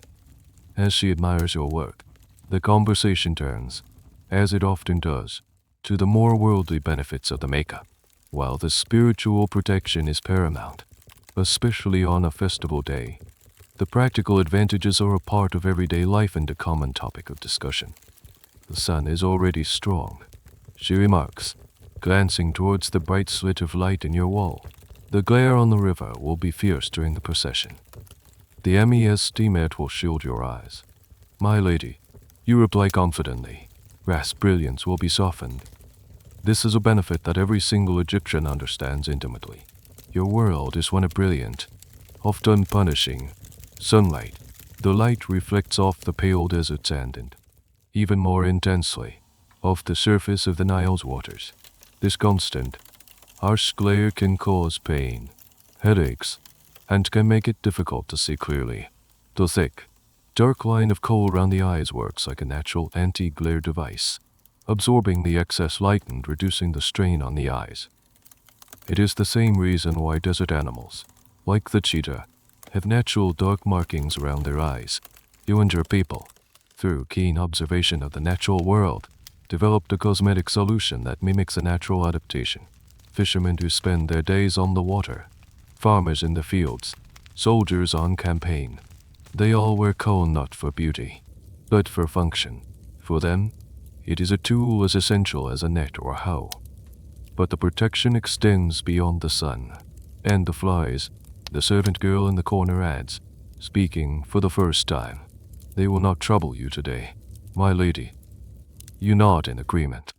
Flies and other small insects are a constant, irritating presence, especially in the heat and near the water or food markets. They are drawn to the moisture in the corners of the eyes and can transmit diseases. There is a widespread and deeply held belief that kohl acts as a powerful insect repellent. The thick, slightly greasy paste forms a barrier that they seem to avoid. Some people believe it is the lead in the galena that repels them. Others whisper that specific incantations said during the grinding process are what give the kohl its fly-warding power. A particularly strange, but common, folk belief is that if a fly does manage to land on a kohl-lined eye, it will become confused and fly away without causing harm. Its malevolent intent thwarted by the power of Horus. Future scientists will struggle to find a definitive chemical reason for this. Lead sulfide itself is not a known insect repellent. They might speculate that the fats and oils used in the paste created a physical barrier, or perhaps other, unrecorded herbal ingredients were added that did have repellent properties. The debate will remain open, but for you and a million other people living in the Nile Valley, the evidence is anecdotal but overwhelming. Wearing kohl means fewer flies pestering your eyes. It is a simple fact of life. The discussion of these practical benefits, sun protection, insect repellent, and the debated medicinal properties, is a reminder that for your culture, There's no clear line between the magical and the practical, or between cosmetics and medicine. An application of coal is simultaneously an act of beautification, a religious invocation, a medical treatment, and a practical adaptation to your environment. It is all of these things at once, seamlessly integrated into a single, elegant act. Lady Neferu lowers the bronze mirror, her expression confident. She is not just adorned. She is equipped. She is shielded from the envy of her rivals, the glare of the sun god, and the annoyance of the common fly. She is, in every sense of the word, prepared. As Lady Neferu continues to admire her reflection, you begin to carefully clean your tools. You scrape the remaining green and black paste from your fish palette into two separate, small clay pots. This leftover paste can be used by Lady Neferu for touch-ups later, should the need arise. Nothing is wasted. The conversation lingers on the properties of the coal. The servant girl, emboldened by her earlier comment, mentions a cousin who suffered from a terrible eye sickness last season. The physician prescribed a poultice with green malachite, and for her to apply a miestimet every morning, even when she was too sick to rise. A wise physician, you comment. The gods provide remedies in the very earth we walk upon. This leads to a quiet discussion about the healing powers of your cosmetic ingredients. You all accept it as fact that these minerals, when properly prepared, are beneficial for one's health. The green malachite paste, UTGL, is often used in medical treatments. Physicians create eye salves with it, mixing it with honey or water to treat infections, inflammation, and what you call the flow of water from the eyes. The black coal, immersive, is considered even more potent. It is the primary remedy for a wide range of eye ailments, which are incredibly common. The combination of desert dust, sand, and flies means that eye infections like trichoma and bacterial conjunctivitis are a constant threat to the population. The texts in the medical papyri are filled with prescriptions involving coal for conditions described as blood in the eyes, white demons likely cataracts, and pillars of fat possibly pterygium. You share a bit of professional knowledge. The purest galena, from the hills nearest one, is said to be the most powerful for healing. The coal made from it is darker and heavier. This is the consensus among artisans and healers. The source and quality of the mineral are directly linked to its efficacy, both cosmetically and medically. But even as you speak these confident words, you are aware of a quiet, underlying debate, a whisper of controversy that exists even in your time. Is the coal always beneficial? You recall hearing stories of people who had a bad reaction to a new pot of coal, their eyes turning red and itchy rather than feeling soothed. Most people would blame the artisan for using impure ingredients, perhaps mixing in too much ash or using rancid fat. Others might whisper that the person was afflicted by a curse that even the coal could not overcome. But there is another, more subtle question that some physicians and priests ponder, though rarely out loud. The galena itself, could this heavy, metallic substance from the earth sometimes be a cause of illness, rather than a cure? It is a difficult thought, almost blasphemous, to question a remedy so ancient and universally trusted. It feels like questioning the power of the gods themselves. This is a conversation that will echo for thousands of years. The eventual scientific discovery that galena is lead sulfide will cast a long, dark shadow over the ancient Egyptian use of coal. The modern world will become acutely aware of the dangers of lead poisoning and its devastating effects on the nervous system. For centuries, the assumption will be that the Egyptians were slowly poisoning themselves in the name of beauty and faith.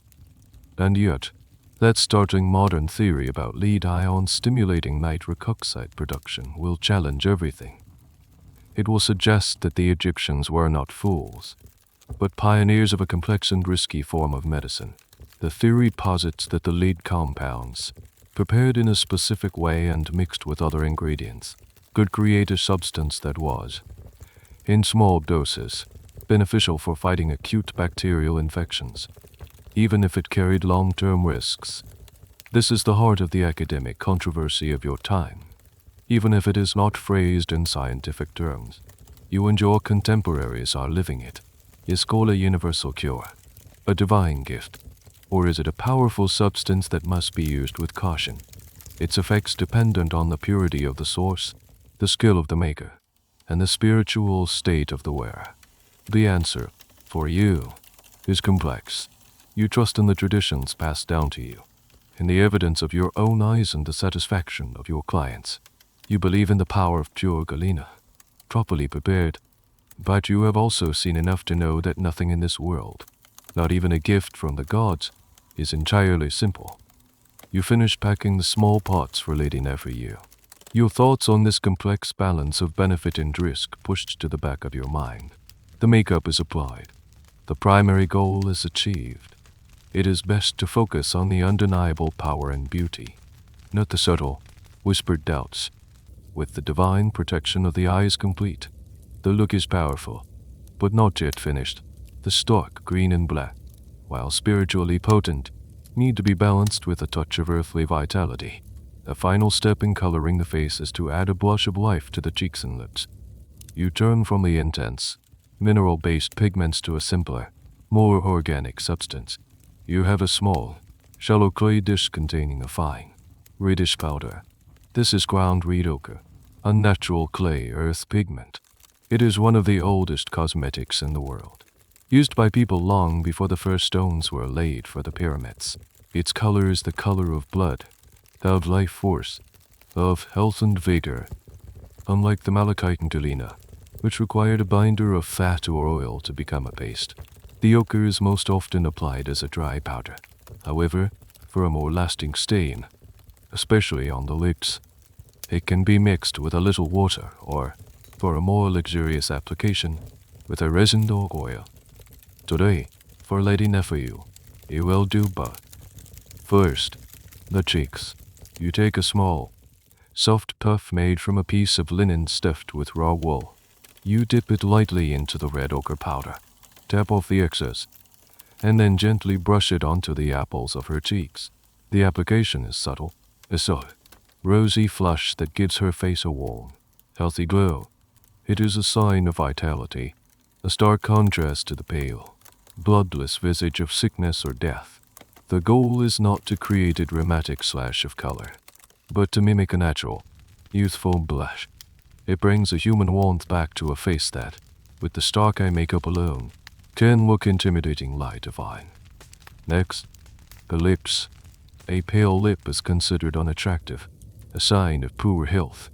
For her lips, you will create a more intense, longer-lasting color. You take a pinch of the same red ochre powder and place it on your clean palette. To this, you add a single drop of resin-infused oil. The resin, possibly from a pine or fir tree, acts as a binder and gives the final product a slight, sheen and staying power. You mix them together into a thick, reddish paste. Using a small, flat-ended wooden stick, you carefully apply the color to Lady Neferu's lips. You outline her cupid's bow with precision and then fill in the rest, creating a bold, well-defined red mouth. The color is rich and earthy, a powerful statement of life and sensuality. This use of red ochre is deeply ingrained in the culture. It is not just for the living. The substance is often found in tombs, sometimes in large quantities. It was used to paint the skin of the deceased during the mummification rituals, to magically restore the appearance of life and vitality for their journey into the afterlife. So as you apply it to Lady Neferu's lips, you are once again blurring the line between beauty for the living and preparation for eternity. A curious and little-known alternative for lip color, used by those who could afford it, was a substance derived from a specific type of algae or seaweed. When processed, it yielded a beautiful purple-red pigment. This is one of the earliest known forms of what future generations will call lipstick. However, a bizarre and dangerous side effect of this particular pigment was that it contained iodine and bromine, compounds that could be toxic if ingested in large enough quantities. This has led some future historians to cheekily call it the kiss of death. Though it is unlikely the dose was ever truly fatal. It is another example of the fine line your people walk between beauty and potential harm. a concept you grapple with through belief and tradition rather than chemical analysis. The ideal lip shape is a subject of some debate for those who study your art. While some statues and paintings show naturally shaped lips, others depict a very pronounced, almost exaggerated Cupid's bow. Some scholars will argue this was a specific aesthetic ideal, while others will suggest it was simply an artistic convention, a stylized way of representing the mouth. As a practitioner, you know it is a matter of the client's facial structure and preference. For Lady Nephora's elegant features, a crisp, well-defined line is what looks best. With the red ochre applied, the look is finally complete. The vibrant life of the green, the divine protection of the black, and the human vitality of the red. It is a perfect harmony of color and symbolism. Her face is a masterpiece, a testament to your skill, and a tribute to the gods she is about to honor. The ritual is complete. The last touch of color has been applied. You step back, your work finished, and hold the polished bronze mirror up to Lady Neferu once more. The face that looks back at her is her own, yet it is transformed. It is the face of a mortal woman elevated to a state of divine grace. The reflection, soft and golden in the bronze, shows a perfect symphony of color and line. The vibrant green on her eyelids speaks of meadows and new life. The powerful, sweeping black lines of the coal are a declaration of strength, an impenetrable shield forged from myth. The soft blush on her cheeks and the rich red of her lips are the undeniable assertions of her own vitality, her own living, breathing presence. She stares at her reflection for a long moment, her expression unreadable. This is always the most nerve-wracking part of the process. You have used the best materials. You have summoned all your skill and focus. But in the end, the work must speak for itself. It must meet the expectations of a woman who will stand among the highest echelons of society. Then, her lips, the ones you just so carefully painted, curve into a genuine, radiant smile. It is more than I could have hoped for, she says, her voice sincere. The gods will surely be pleased. Relief washes over you, warm and deep. It is the quiet joy of a craftsman whose work has been understood and appreciated. She turns her head from side to side, watching how the light catches the subtle sheen of the coal and the rich color on her lips. She is not just seeing makeup. She is seeing a version of herself made ready for a sacred encounter. In your culture, appearance is not vanity. It is a statement of your place in the cosmos. To be well presented, clean, and beautifully adorned is a sign of respect for oneself, for others, and for the gods. A sloppy appearance would be an insult, suggesting a disordered and impious soul. Her servant, who has been watching silently from the corner, gasps in admiration. My lady, you look like the goddess Isis herself. It is high praise, and while it is an exaggeration, it captures the essence of the transformation. The goal of this level of cosmetic art is to make the wearer look not just beautiful, but godlike, to echo the divine beauty of the deities they worship. A fascinating aspect of this moment, something future people might find hard to grasp, is the role of the mirror. Your bronze mirrors do not provide the crystal clear, objective reflection of a modern glass mirror. Their polished surfaces are slightly warped, their reflections softer, warmer, and more mysterious. This lack of perfect clarity is not seen as a flaw. It allows for a degree of idealization. The mirror shows you not just as you are, but as you could be. It reflects a perfected version of yourself, which is exactly the point of the cosmetic ritual. Historians will debate whether this technological limitation shaped Egyptian aesthetic ideals, or if the ideals simply found a perfect partner in the technology available. Lady Neferu hands the mirror back to you. Her bearing has changed. She seems to stand taller, her movements more deliberate and graceful. The makeup is not a mask she is hiding behind. It is a source of power she is projecting. It is an external manifestation of her inner piety and status. She gives a signal to her servant, who comes forward with the basket she brought. The servant lifts the cloth covering it, revealing your payment.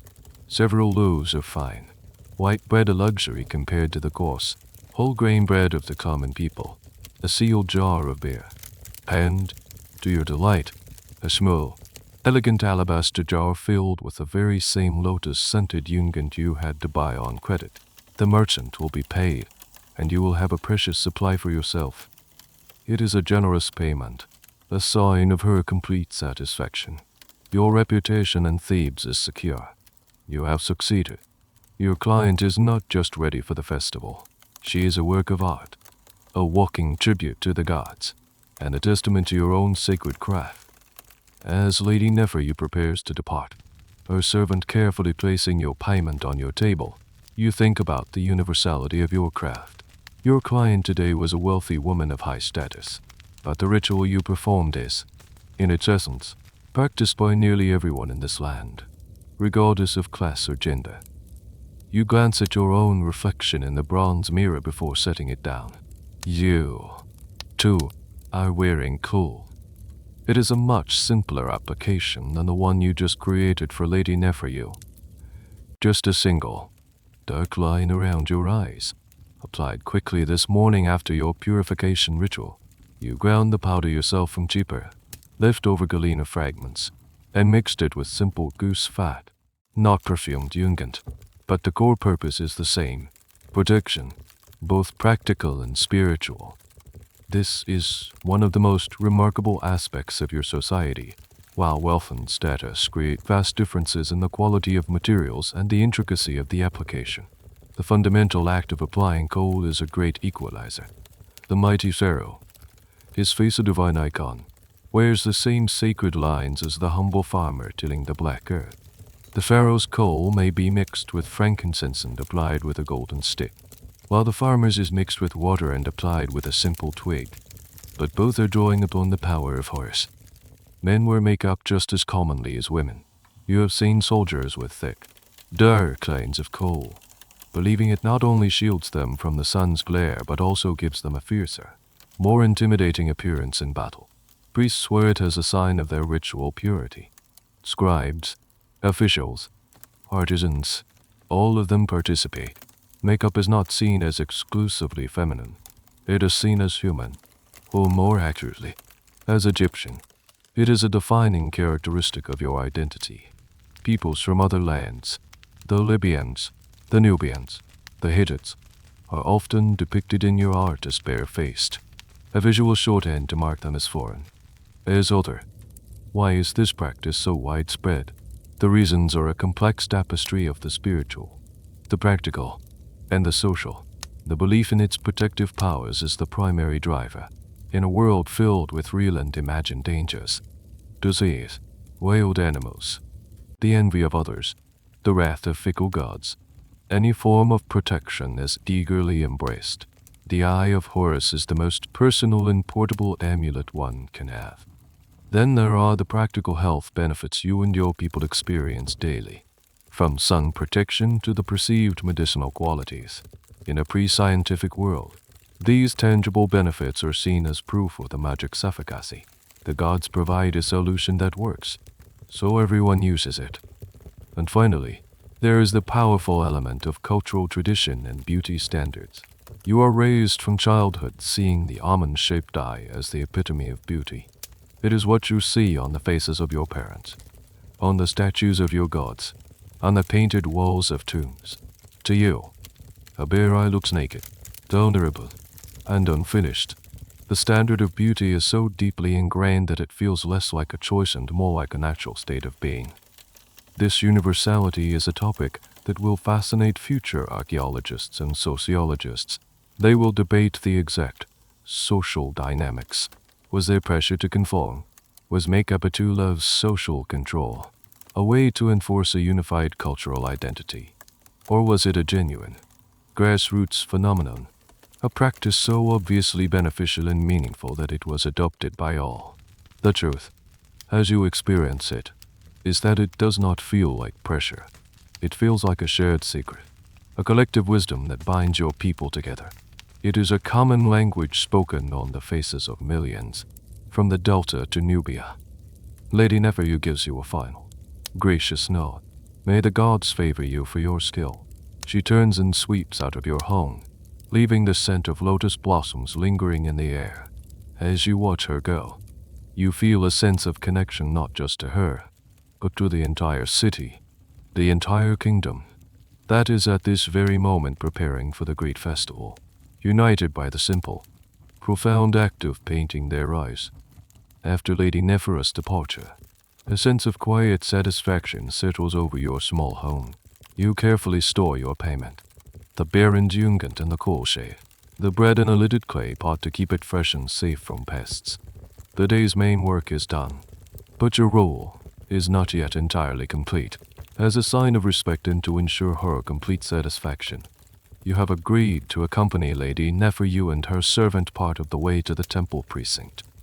You tidy your workstation, ensuring every tool is clean and put away, then step back out into the Thebes sun. The heat is more intense now, the air shimmering above the dusty ground. The city, which was merely stirring this morning, is now fully alive, humming with a festive, electric energy. The streets are more crowded than ever, filled with people heading in the same direction, towards the river and the great temple of Karnak. You meet Lady Nephira and her servant at an agreed-upon corner. She has now donned an even more elaborate wig over her own hair, a heavy, intricate creation of braided human hair interwoven with small, glittering beads. The servant carries a parasol of stretched papiers to shield her mistress from the direct sun. Your presence now is that of a quiet attendant, a background figure in the noblewoman's magnificent presentation. As you walk, you become part of a great river of humanity flowing towards the sacred heart of the city. The sights and sounds are overwhelming. The crowd is a sea of white linen, punctuated by flashes of gold from jewelry and the vibrant colors of floral garlands. The air is thick with the scent of flowers, incense, roasting meat from street vendors, and the collective perfume of thousands of anointed bodies. You hear music, the rhythmic beat of drums, the clear, high notes of a flute, the jangling of sea strums, the sacred rattles used by priestesses of Hathor. You see families carrying baskets laden with food and drink for the feasts they will later enjoy on the West Bank. They laugh and call out to neighbors, their faces alight with excitement. The beautiful feast of the valley is a public holiday, a day of release from work and a time for community and family. Your path takes you towards the massive pylon gateway of the Karnak temple complex. Even from a distance, it is a staggering sight. The sandstone walls, covered in colossal carved figures of gods and pharaohs, tower over the city, a permanent declaration of divine power and royal authority. The tops of the great obelisks within the temple grounds pierce the sky, their golden tips flashing in the sun. This is the largest religious building ever constructed, a city of temples built and expanded by pharaohs over hundreds of years. You, too, like every Theban, feel a profound sense of awe and reverence in its presence. It is the earthly home of Amun-Ra, the king of the gods. As you draw nearer, the crowd thickens. Temple guards, carrying staffs, maintain a clear path for the procession that is soon to emerge. You see priests with their heads shaved and their bodies clad in pure white linen, moving with solemn purpose. You see priestesses, their skin gleaming with oil, their eyes adorned with the same makeup you so carefully applied to your client. A curious and much debated topic for later historians will be the level of access common people had to these great temples. Were they allowed inside the sacred precincts, or were they confined to the outer courts? The consensus will be that access was highly restricted. The inner sanctum's, where the god statue resided, were accessible only to the highest-ranking priests and the pharaoh himself. For most people, religious experience was about these public festivals, seeing the god statue as it emerged from the temple and processed through the streets. This was their precious moment of direct contact with the divine. You escort Lady Nephira to a designated meeting point where she will join her husband, the official Pitia Himechibi, and the rest of their entourage. From here, they will have a privileged viewing spot for the procession. Your job is officially over. You give a final, respectful bow. She gives you a small, dismissive nod, her attention already focused on the grand spectacle about to unfold. You are a tool that has served its purpose, and you fade back into the anonymous, cheering crowd, your own simple coal-lined eyes taking in the same spectacle as the noble woman you just beautified. You do not stay for the entire procession. The best viewing spots are taken, and the heat of the midday sun is intense. You have seen the festival many times before. Instead, you weave your way back through the less crowded side streets, heading for the peace of your own home. The sounds of the celebration, the music, the chanting, the roar of the crowd, fade behind you, replaced by the familiar, quieter hum of residential life. Back in your room, the air is cool and still. The sharp beam of light from the wall slit has moved on, leaving the space in a soft, dim twilight.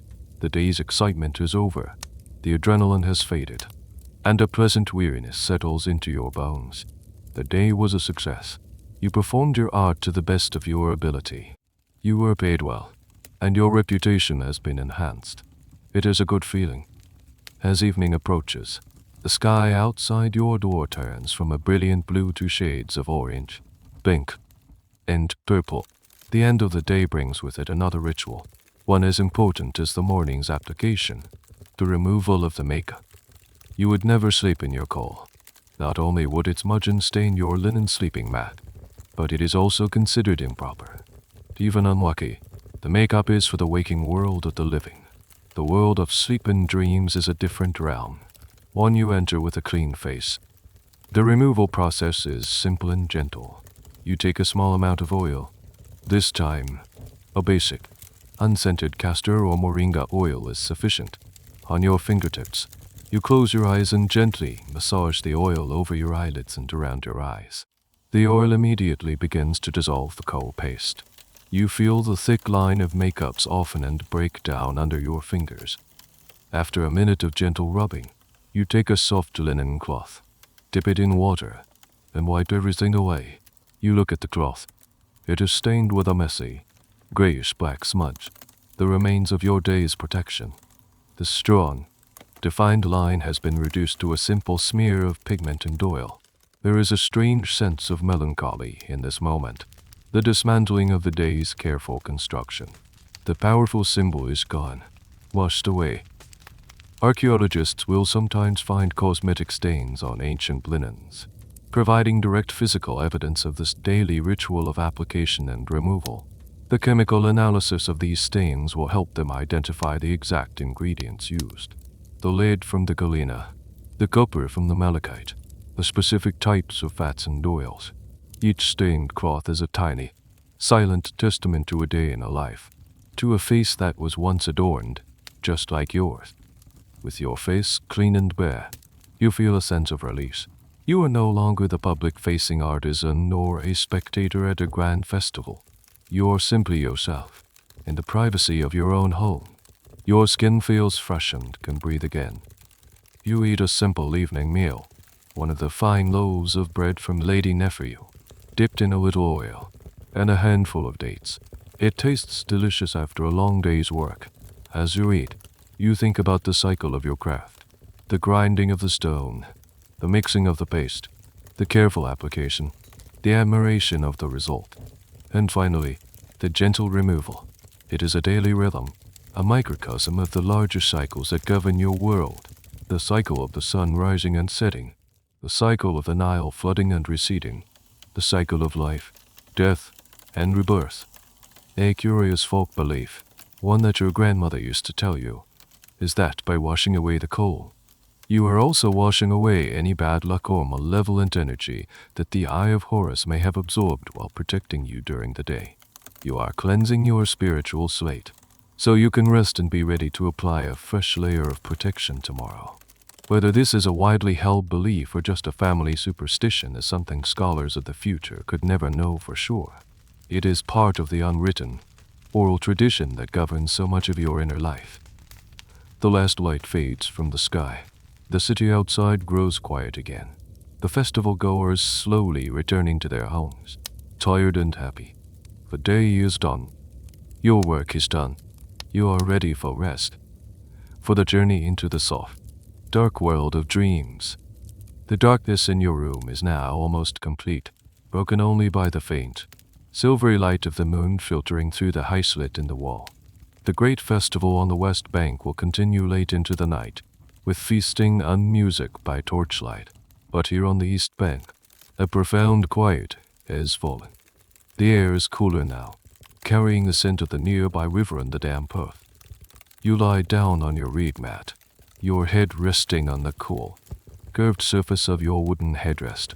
The day plays back in your mind in a series of vivid images.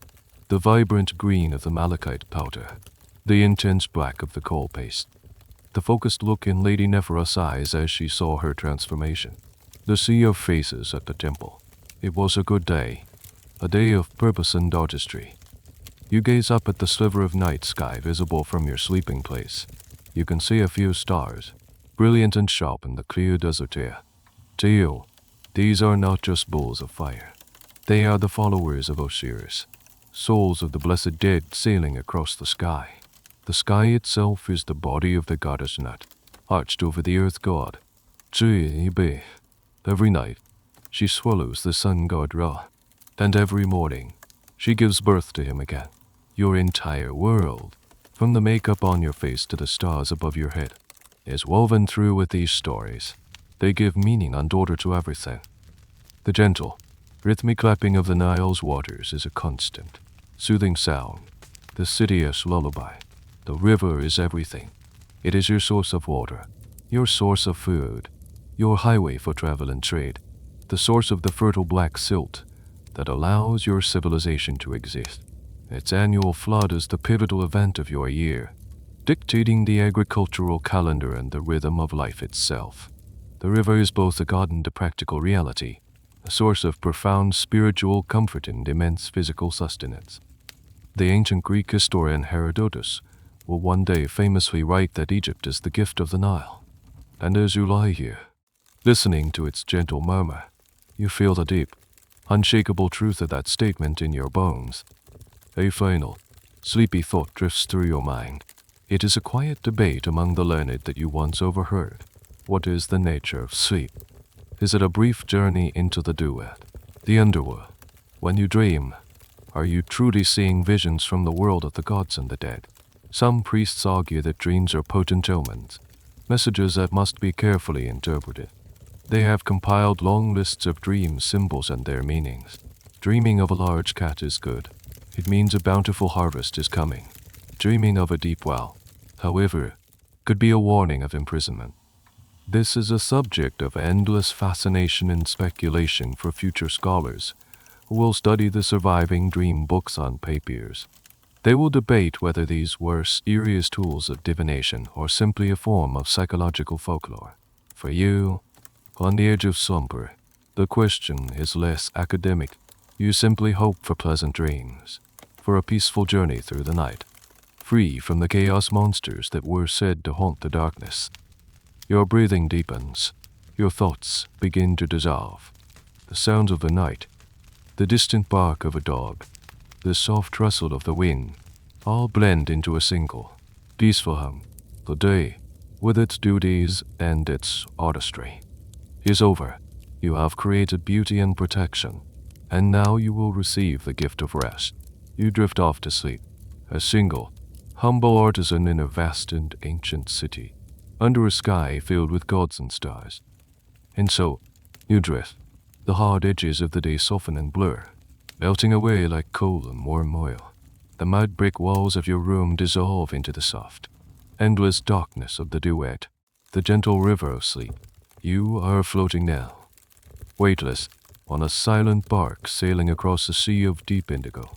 The wooden headrest is no longer hard against your neck. It is a soft cloud, a gentle wave carrying you forward. The sounds of Thebes have faded, replaced by a profound and peaceful silence, the kind of quiet that hums with ancient magic. The scent of lotus still hangs faintly in the air, a sweet, distant memory of a flower blooming in the moonlight.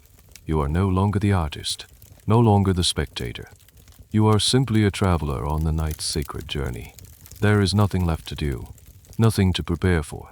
There is only this gentle, effortless drift, deeper and deeper, into the calm, restorative darkness. Your breathing is slow and even, a quiet rhythm in the vastness of the night. Rest now. Just rest.